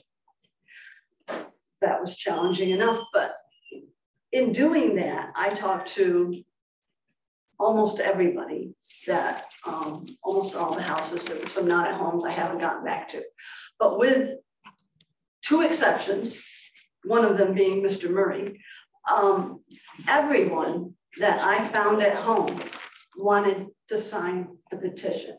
Every single person, with two exceptions. And that's just Slaterville Road. Now, I had a heart issue about a month ago, and I haven't been able to get out since, but I will. And I will be spending time this summer going to the back roads and the other populated areas to talk with other people to find out who really wants zoning. Because apparently it is claimed that the majority of the town wants zoning, and therefore we must have it. And I propose that that is not the case. Where are they? They're not here. There's two people spoken on Zoom. So that's one of the things that I would like to say. The other thing that I'd like to say is that if zoning is good for the town of Caroline, then what is the rush? It should be easy enough to convince us if it is in our favor. If it is good for the town, there's no reason to rush it. People would be on board. I say that the reason that it is a rush is because there are two of the board members that are up for re-election next year. Both Mr. Whitmore there and Mr. Tim Murray are up for re-election in 2023. That is, as far as I can tell, a reason for the rush. Because those votes will be required to get the zoning through. Another thing that I'd like to talk about, and I brought some pieces of paper here for you all to look at, is part of what's on in the zoning. It refers to slopes. I went to the comprehensive plan where it shows the maps of the slopes. And I'd like to hand these out. We can pass them around. You all have seen the maps, I assume, the board members. You can pass those around. If you look at those maps, everything that is dark green and darker is at least 15% slope. I wish I could have gotten a bigger map, but I couldn't. Now, probably many people's property is on those green areas and darker. So what happens to, if you want to do anything on those slopes? Well, if your slope is 15 to 25%, according to the current draft, I quote, we got this one partially. It says that you must avoid grading, fill, or disturbance to the maximum extent feasible. If If you cannot avoid that and any place on your property, then you will jump through hoops, lots of hoops, to do whatever it is that you want to do that disturbs that land. If your land is 25% or greater grade, it says that there will be no disturbance. No portion of the building envelope will be on that part of the slope. So you want to build your house into the side of the hill, forget it. Not going to happen. It's not going to go through. So talking to the people who are for zoning, because they think that it's going to keep out big business stores or gas stations or whatever it is you're afraid of. I'm here to tell you it won't. The zoning, the current draft anyway, has all but two of the areas. If you want to put, for example, let's see, I have it here somewhere. A food and beverage business, a convenience store, a gas station, just 3 examples. All zones will have to have, except for the 2 I mentioned, the ag and the Beesmer Brooktondale hamlet, will have to have a site plan review. And if they meet the site plan review, they should be able to go in. And the size of the business, I think they said it had to be, correct me if I'm wrong, 5,000 square feet or less. And then they have to, of course, meet all the setbacks and all the other hoops. But if they're able to check all those boxes, they will be able to put those in, at least according to the draft proposal that I looked at. So it won't keep those out. It won't keep out developments. It might make it more expensive to have developments, but there will be places that people can put in developments. What it will do is increase the cost of everything. The cost of buildings will go up significantly because there's hoops to jump through. They have to file reports. They have to make changes to their plans. They have to hire lawyers. They have to make special changes to their buildings to meet the codes. So it will increase the cost of all building, especially any commercial buildings, but also it will increase the cost of building houses because you can't build what you want. You have to build, it has to meet certain roof requirements. If you want to have a garage, you have to not face the road with your garage. There's all kinds of things involved with that. And if you think you're immune, wait till you need a building permit. And the other thing that I wanted to say is about home-based businesses. The current draft proposal on home-based businesses is very limiting. If you're a small home-based business, you are allowed 1 employee. If you're a medium-sized home-based business, 2 employees. If you want to use your property to store your things, there are limitations in that regard as well. So, as far as I can, one other thing I wanted to mention is the plan says that they want to protect open space. And over and over and over again, it's open space we want to protect. In your comprehensive plan, I read that there are 86,000 acres of protected open space in Caroline. That's on page 30 of your comprehensive plan. 8,600 acres of protected land already. I don't know why we need more. Thank you.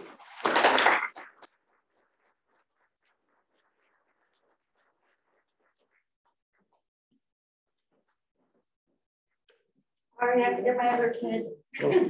Hi. Thank you, Julie. Lenny Whitaker. Hi, my name is Lenny Whitaker, and we've lived in the town for generations. My grandfather was the town supervisor. My father was on the town board. And I would just like to say that I'm honored to be amongst these people in the town who are they're great people. They're really smart. And what more could you possibly add to the argument that they don't want the zoning? I have questions. Where is the government by the people, for the people, of the people? Where is their representation? Who's doing it? You're sitting in the office, you sit there and just stare, don't answer no questions. What up?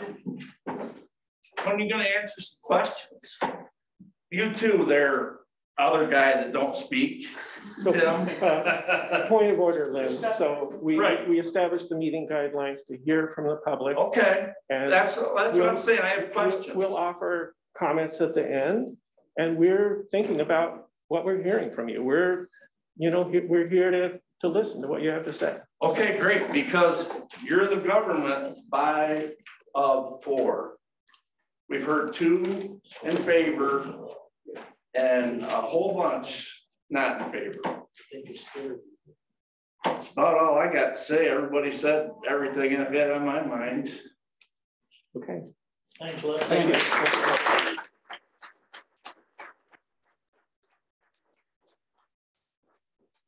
Chad Tibbles. Oh, I was at the last one. I didn't say anything there. You're not. I didn't have anything to say, but I did get up to say. I don't have anything planned here either.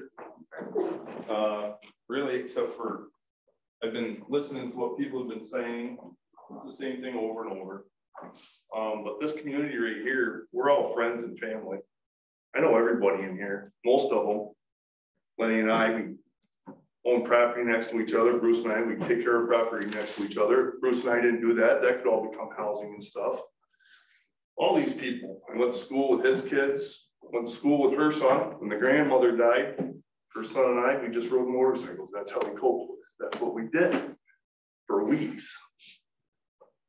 Everybody in here, I worked with Bill Rosinko, John right back there, his son and my son, they're pretty much best friends around here. Jay Payton does my well, Bill Case cut down trees for me, my kids taking over my business.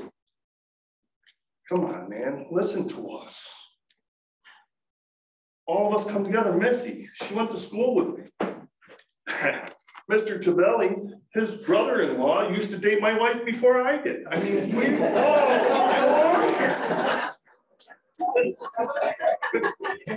come on, this is where our roots are. I don't want to leave. I could leave.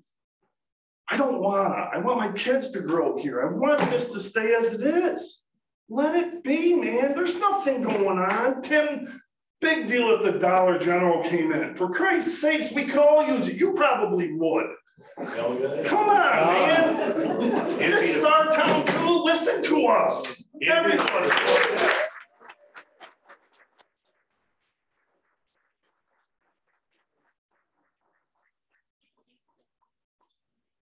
Thank you, Chad. Jesse Viverka. Bonnie Watson.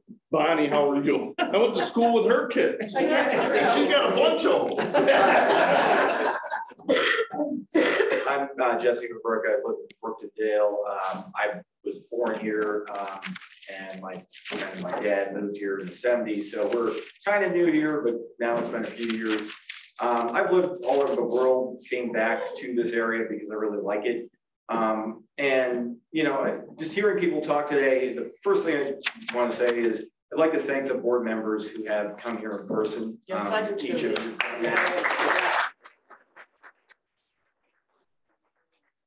For the functioning of the way government's supposed to work. And this technology we have now is very new. Our system was not based on the idea of, you know, Skyping in or Zooming in. So for the members who aren't here, I'd really like to personally ask you to think about coming and joining these meetings in person in the future. I think it's very important.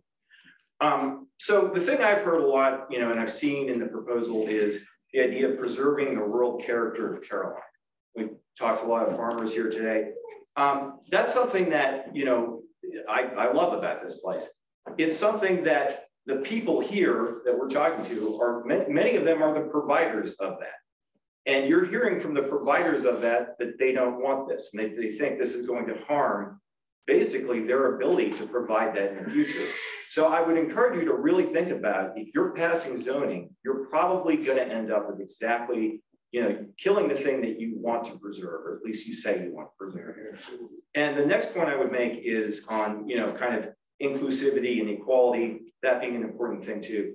Very clearly, zoning does raise property values in general. And your own, you know, the board sent out a fact on that questionnaire thing, or I'm sorry, a fact sheet, and mentioned that as basically something that you should actually look forward to, that your property assessment, you know, your value might go up. Well, if your property value goes up, you know, it makes it more expensive to get housing here. It also limits the amount of stuff you can do with splitting off pieces of land and making smaller houses for people. So all of these things drive up, you know, the barrier to entry to this town. And so it is basically making it more expensive. And if you want to use the term, it is an elitist move. So I would encourage you to think about that too. We love Caroline the way it is. It's worked this way for over 200 years. As someone else pointed out, if this is really a great idea, take more time, really think about it, do more research on it. There's no reason to push this through. You know, you're changing 200 years of history. And right now what we're seeing doesn't look like it's going to change it in the way that anyone is going to want in the future. So that's all I have to say. Thank you.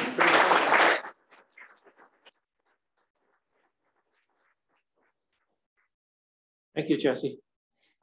Anna Wiley. Yeah.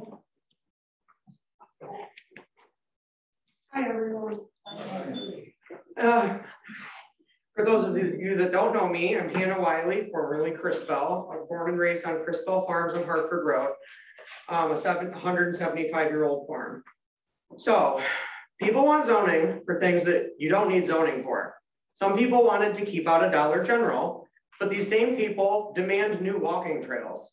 How about this? If I have to go to Ithaca every time I need anything for my farm, my house, my family, isn't it fair that they should also get in their cars and drive to Ithaca for their walking trails? They've got Cass Park, the Inlet, Stewart Park, Taganic, Treman, and more. Thousands of acres of state land. We don't, and we don't all drive little compact vehicles or Prius. Some of us drive big trucks because our businesses demand it. With the rise of gas and fuel prices this year, we're screwed. People can't afford to drive to Ithaca for necessities anymore. Even people that don't drive big trucks.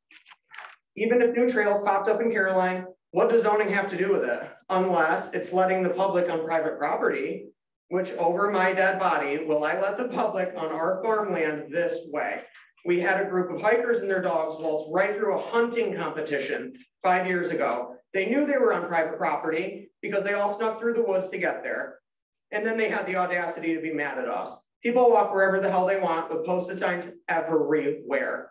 We have gates with posted signs plastered all over it, and people simply ignore them, open the gates, and trespass anyways, because they demand to see our private property, I guess. Sorry, but no, we're not putting up with that type of behavior. We don't have time to constantly kick people off of our private property, but we already have to. It's a huge safety issue. We have bulls, cows, electric fences, cliffs, fast-moving water. We can't afford for someone to just trespass and then get injured and sue us. Getting crops done this year will be the most expensive our farm has ever seen. Taxes are already killing us. So why would a farmer ever want zoning? To drive prices up to build anything? To devalue our land and make it impossible for us to diversify? No, it's to keep us from selling our land that my family's owned and paid taxes on since 1850. They want to control us and tell us who we can and can't sell to. If we need to sell a plot because we're hard up for money, we should be able to sell to whoever we want because it's no one else's business. It's already regulated.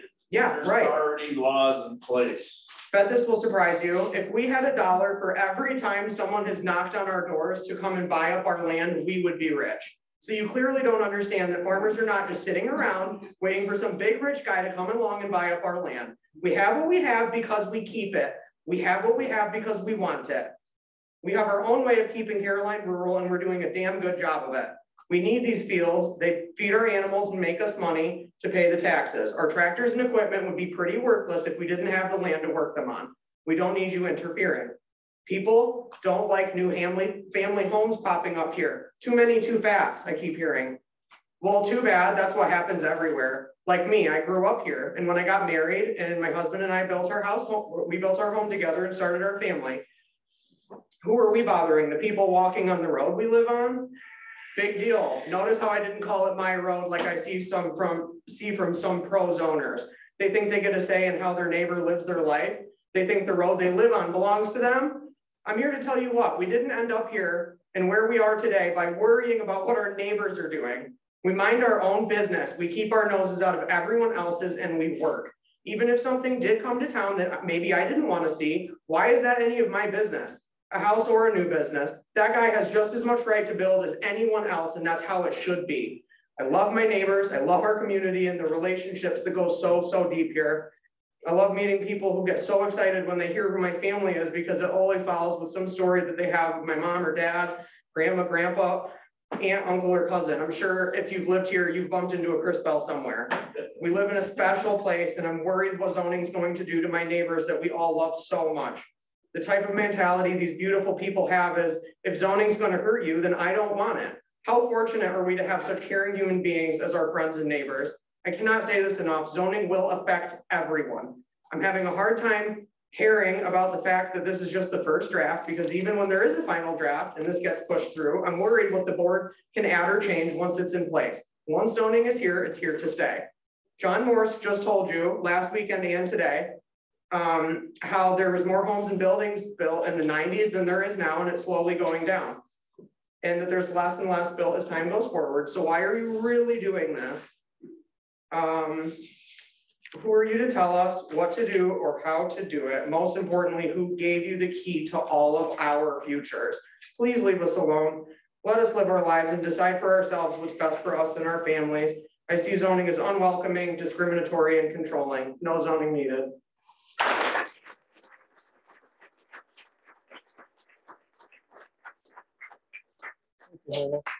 Bruno Schickel.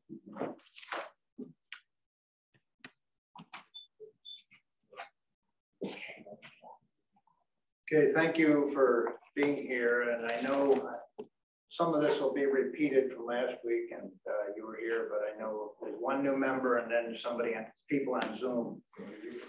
You know, according to the census, Caroline grew in the last 10 years, 36 people. 36 people. And I've heard, Mark, you commented last week that you're concerned about suburban sprawl. And I think that the 36 people in 10 years in suburban sprawl don't don't fit together. But the fastest way to get suburban sprawl is to put in zoning. It really is. And Tanya, I thought she was brilliant. She made some incredibly articulate, well thought out comments, particularly the part about the environmental laws that we have. The environment's already being protected by a host of laws that are safeguarding our water and our surface water and the rest. Zoning is not needed for that. But if you want large lot suburban zoning, what you're proposing is exactly what you're going to get. It's going to actually accelerate gobbling up open space, because instead of 1 acre of land or less, you're going to be requiring 3 to 5 acres on virtually everything. It's going in the wrong direction. Now, zoning has a long history of being the most brutally abused regulation in our nation, and it is being used and has been historically to segregate society. It has very racist roots, quite honestly, very discriminatory roots. There's been a lot of redlining that's happened throughout our history because of zoning. In fact, right out of the gate, I would say that you're attempting, at least in the current draft, to redline and use it to segregate our society here. Keeping out a Dollar General is like sort of keeping out of business in an inner city that inner city folks could shop at. It has the same effect. It drives people out. It pushes people out. It says, you are not welcome here. We really don't want your kind. And I think that's very unfortunate. Now it's interesting, across the nation right now, there's a huge trend. California's adopted it, Oregon's adopted, New York State is considering adopting it. They're pushing back against zoning laws because of the redlining and the discrimination and the segregation that is inherent in them. They're pushing back, and for instance, in California, Oregon, they've already passed it and said, any place in the state where you can build a single family home, you are allowed out of right to build up to 4 units of housing. They're pushing back. New York State right now, there's a bill before them, they're considering that. Now, why would we be going in the other direction? Why don't we have a little forward thinking and allow the creativity of our friends and neighbors to come into play? You know, the idea that central planning can solve our problems. Central planning has a pretty poor track record. You look around, it has a pretty poor track record. And I think we need to be more reliant on our citizens and less reliant or giving less power to the privileged, the well-connected. Zoning is always going to be manipulated to the self-interest of the people in power. I guarantee you, I've seen it. I've read so many zoning laws. I've seen it time and time and time again. It is always used by the well-connected to devastating results. And I've just closed by saying, you know, I was driving here, I went to a funeral up in Rochester, and I raced back here, and I had the opportunity to listen to our president speak in Warsaw, Poland. And he started out with the words, "Be not afraid." And he gave an extremely powerful speech. He really did. I was really, really proud of it. And the "Be not afraid" were the words of John Paul II, who was from Poland. And he ended with those same words. And it was a real strong, strong speech. And I am so impressed with everybody here. I really am. You know, everybody is standing up and fighting back and saying, you have got to listen to us. Very similarly to the way the Ukrainians are standing up and saying, you have got to listen to us.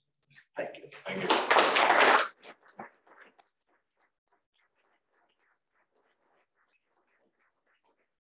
Thank you, people. Anyone else? You want to speak? Yep. First, Bill Paducah's on Zoom. He's a zoning commission member. And I thank you for being on there. And you might have to answer a question here in a minute, Bill. I'm not sure. Well, I just want people to know I'm on the zoning commission. I would like everybody in the room to look at the plan, look at the charts, the draft that we're coming out with. The charts are done. Look at the chart, look at the map, look at your zone, figure out how it affects you, and look at the whole thing. Then go to whoever you like. Look at their property. Just look at the whole outlay. It's laid out. It'll be done probably after our next meeting. Will be the draft of the chart of what you can do with your property, or whether you have to have permits or whether you have to do it. But look at that and look at the maps of the zone so you know what you're talking about. And then you'll have questions and look at, like I said, look at other people's properties also, how it's going to affect everybody in the town. And then you'll understand the draft that we're coming up with. And then you'll have some better questions maybe and some other, you know, so just how will it affect you and everybody else? That's all. I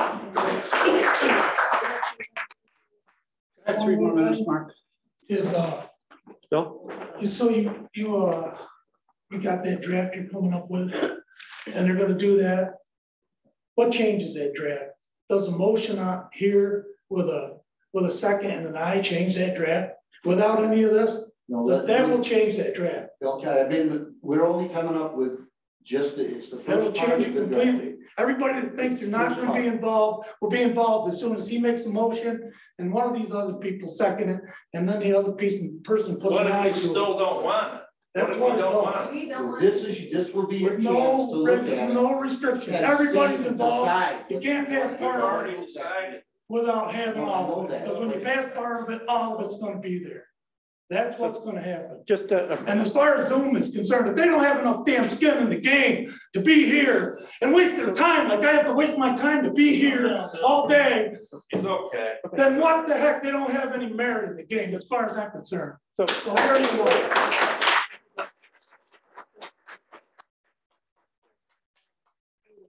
I want to explain that right now, the draft is being considered and altered by the zoning commission, not the town board. Right, but you initiated that and we don't want it. Excuse me. So the other point I want to make is that under COVID conditions, there are town board members that have legitimate health concerns, and Zoom is a proper, adequate, and valid way to attend.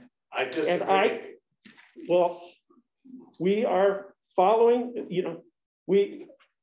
Councilman Murray has attended religiously, and if you don't respect an individual's right to protect their health of their family and themselves, I'm sorry. So, Mark, I would like to have another few minutes. I would, so. Please. I wanted to have some wrap up here, but. Could I have 3 minutes? Okay. Thank you. RC quick.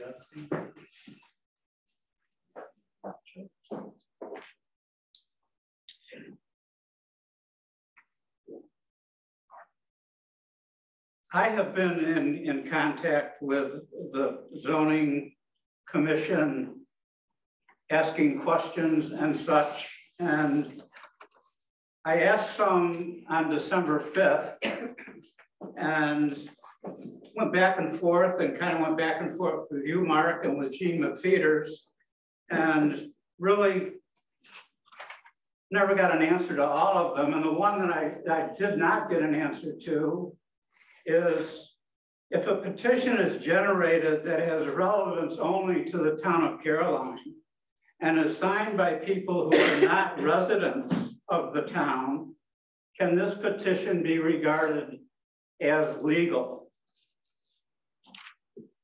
On February 28th, I dropped in the drop box at the Brookton Market, and I also sent to Gene McFeeters the following questions. And I heard from her, that she's forwarded them, and 8 to 10 days, I'll receive an answer. This was February 28th. I've heard nothing, and they're not in the webpage. The questions I had. For the surrounding towns and towns that the consultant has worked with, what has happened to the fiscal year's operating budgets after zoning was implemented? Also, what have been the specific hires by these towns to support zoning? Second question. All the material that I have read has an underlying theme that this whole initiative is basically a done deal and absolutely needs to be accomplished before the moratorium expires in August. How is this not the case? The material also has the words health and welfare often used. Saying that zoning is going to be good for the health and welfare of the citizens of the town of Caroline. Today, February 28th, 2022, there are citizens in the town of Caroline who are trying to decide whether to put gas in their car, buy food, or pay a part of their utility bill. The town has already spent upwards of $30,000 to the consultants, more now, I'm sure. At this time of COVID, surging inflation, and world unrest, how is zoning going to be good for the health and welfare of our citizens? You say it will prevent a bad influence happening next to your property. Aren't the restrictions already in place sufficient to do that? This is not the time for zoning in the town of Caroline. How about tabling this for at least 24 months? The last question, and I'm done. Who is answering these questions anyway? Who is answering the questions? Thank you. Thank you, RC.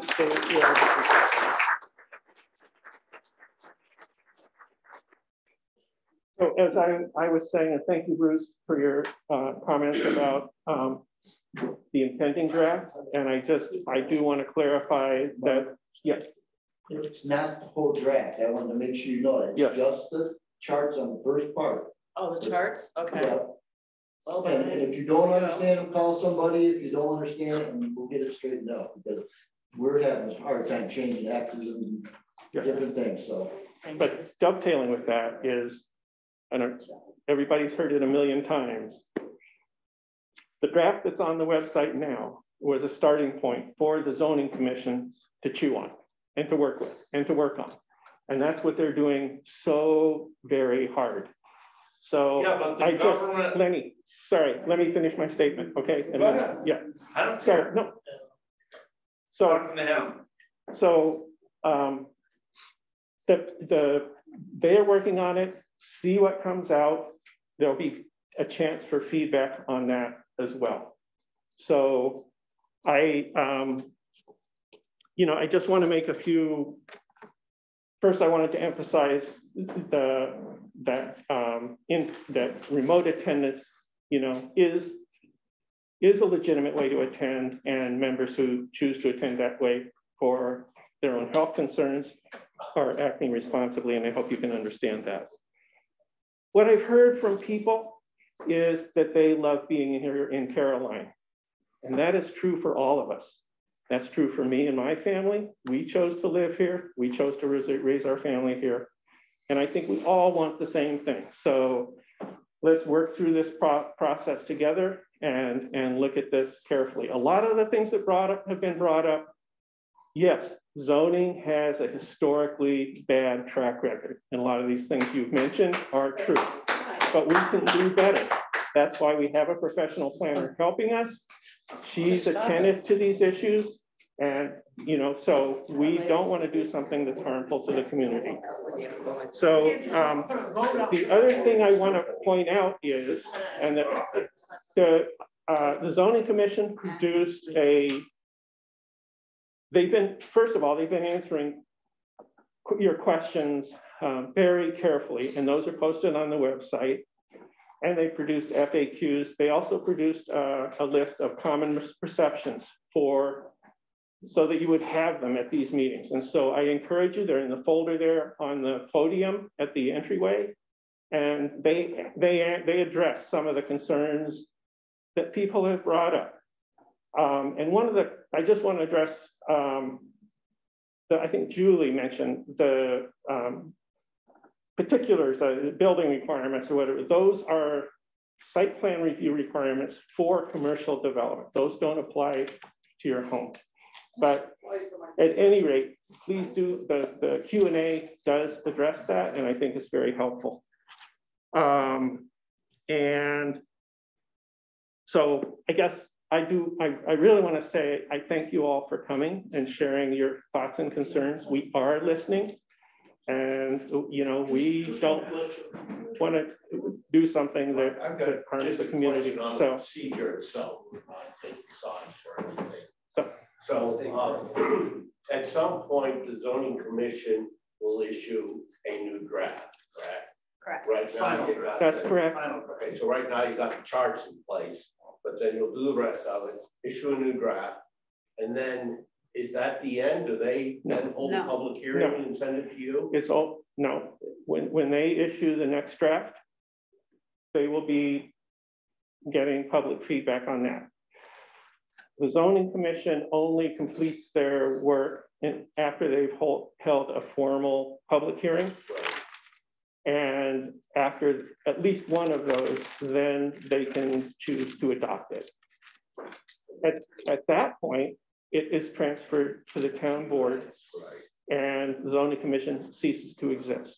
So the expectation is that there will be another draft after this one, after you've had a chance to hear from people. I mean, what's your best guess on this? Like, 2 iterations, 3?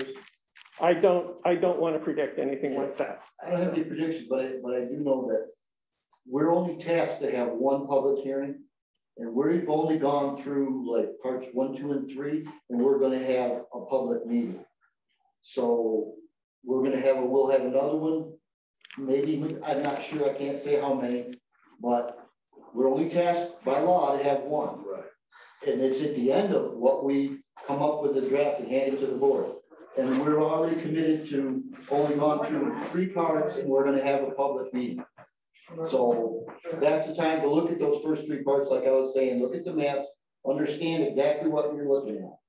And then we'll I'm not sure, but we'll have another meeting, I would think, before we have a final hearing on the last document that we come up with. Don't you feel like you're for us to hand to the board. I have a question. My question is, how many signatures do we need to get you so that you take us seriously that Caroline does not want zoning? How many do you need? No matter what graphs. What percentage of the people? Give us that. So, and RC Quick brought this up too about a legal petition. Petitions are, and this is my take on petitions. Petitions aren't legal or not legal. They're expressions of concern or sentiment from the community.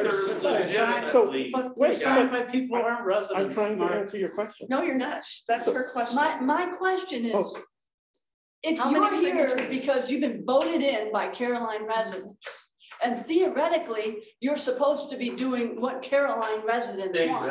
How many signatures do you need to convince you that Caroline residents do not want zoning? That's the real question. I don't think there's an answer to that. There's not an answer to that. And let's be it circles back to what right now, everybody's reacting to the Z word, zoning. Right now, we do not have a zoning draft from the zoning commission. And that's what really people need to understand. Can I just make a comment? The people in this town are not idiots. We know what zoning is. We can read online. We know what zoning is. We're not reacting to the zoning word. We're acting to what zoning is all about. Zoning is not one thing. I got a question. Always what do you guys do when your guys that are working for you, what do they call the guys? The zoning commission? Yeah. What do you do when they don't do what you want? What did you do to them? Fire. Mark, you're fired. That's what you're gonna get, fired. Mark, I think the point that a number of people are asking is. Thank you all for coming. I think the point is it's within your power. It's within your power to say, we're throwing in the towel, we're gonna pull the plug on this thing, if you chose to. Bruno, that's why we're here. I mean, that's your prerogative. And I guess what I'm saying is, I hope you hear that an awful lot of people are here, and it seems like there's a pretty strong crescendo of people saying, please pull the plug on this thing. These folks don't want to negotiate bullet points within the zoning. If you're doing zoning for us, then a certain percentage of us should tip the scale so that you say, okay, we're not going to do zoning. If you're doing zoning for you, then nothing we say is going to matter. Mark, could I just say one thing? There's no shame in saying I was wrong. Absolutely. And I've been in business for 40 years. I retired. I made mistakes. And when I made a mistake, I always admitted to it. And there's nothing wrong with saying I was wrong. I agree. Okay. My favorite bumper sticker is don't believe everything you think. So I totally agree with that. May I say one thing? Sure. You had asked that we respect the Zoom people for having concerns about their health. I've talked to a lot of people in this town. My name is Janet Nash. Hi, Janet. I'm a Griswold descendant. I'm a Genome descendant. Tim lives in one of the Genome houses from way back when 1799 they came. I've talked to a lot of people. They're having health issues because of this. Please respect that. We have no ambulance. People are going to die. They're going to have heart attacks. They're going to have whatever. They're not sleeping. They're going to the hospital. They're sick because of this. They can wear masks like you guys.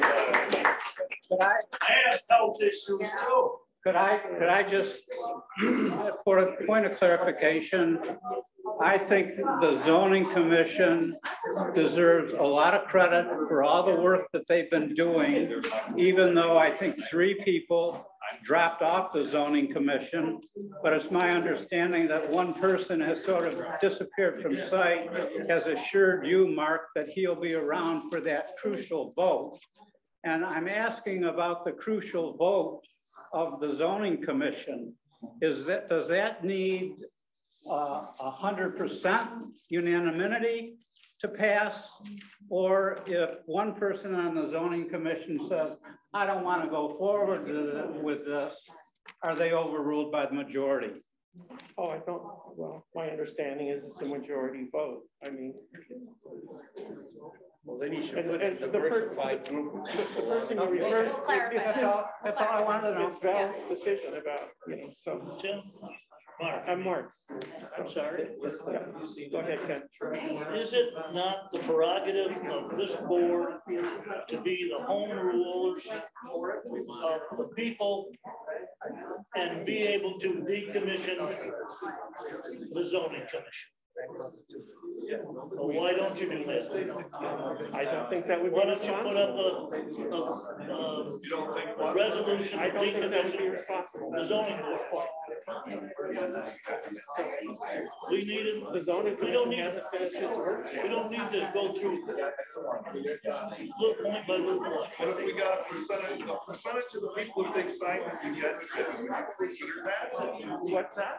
If we have this petition, it means nothing to you, it means a lot to us. That's telling us the people of this town don't want it. We respect that.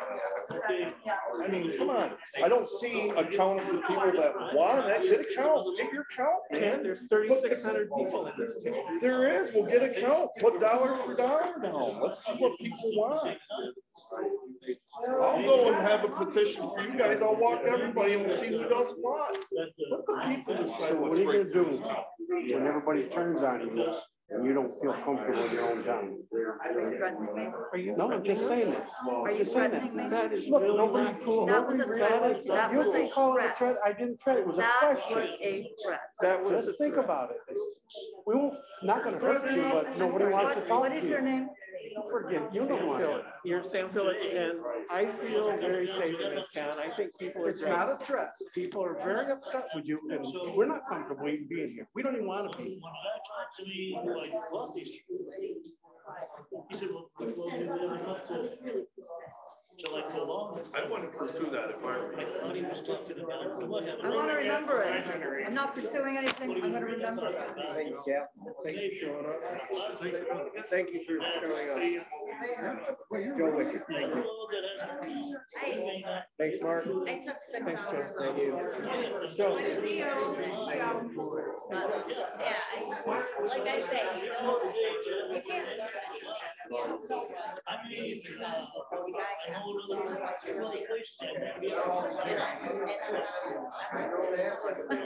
Technology idiot. So he doesn't show up. That's why I keep trying to fly on the wall. Like I want to know. I know what you're talking So I don't even know half of my community, but they are very supportive. I mean, what they've been here for years. And I kind of have to feel that. I feel for them. Like I came from a small town.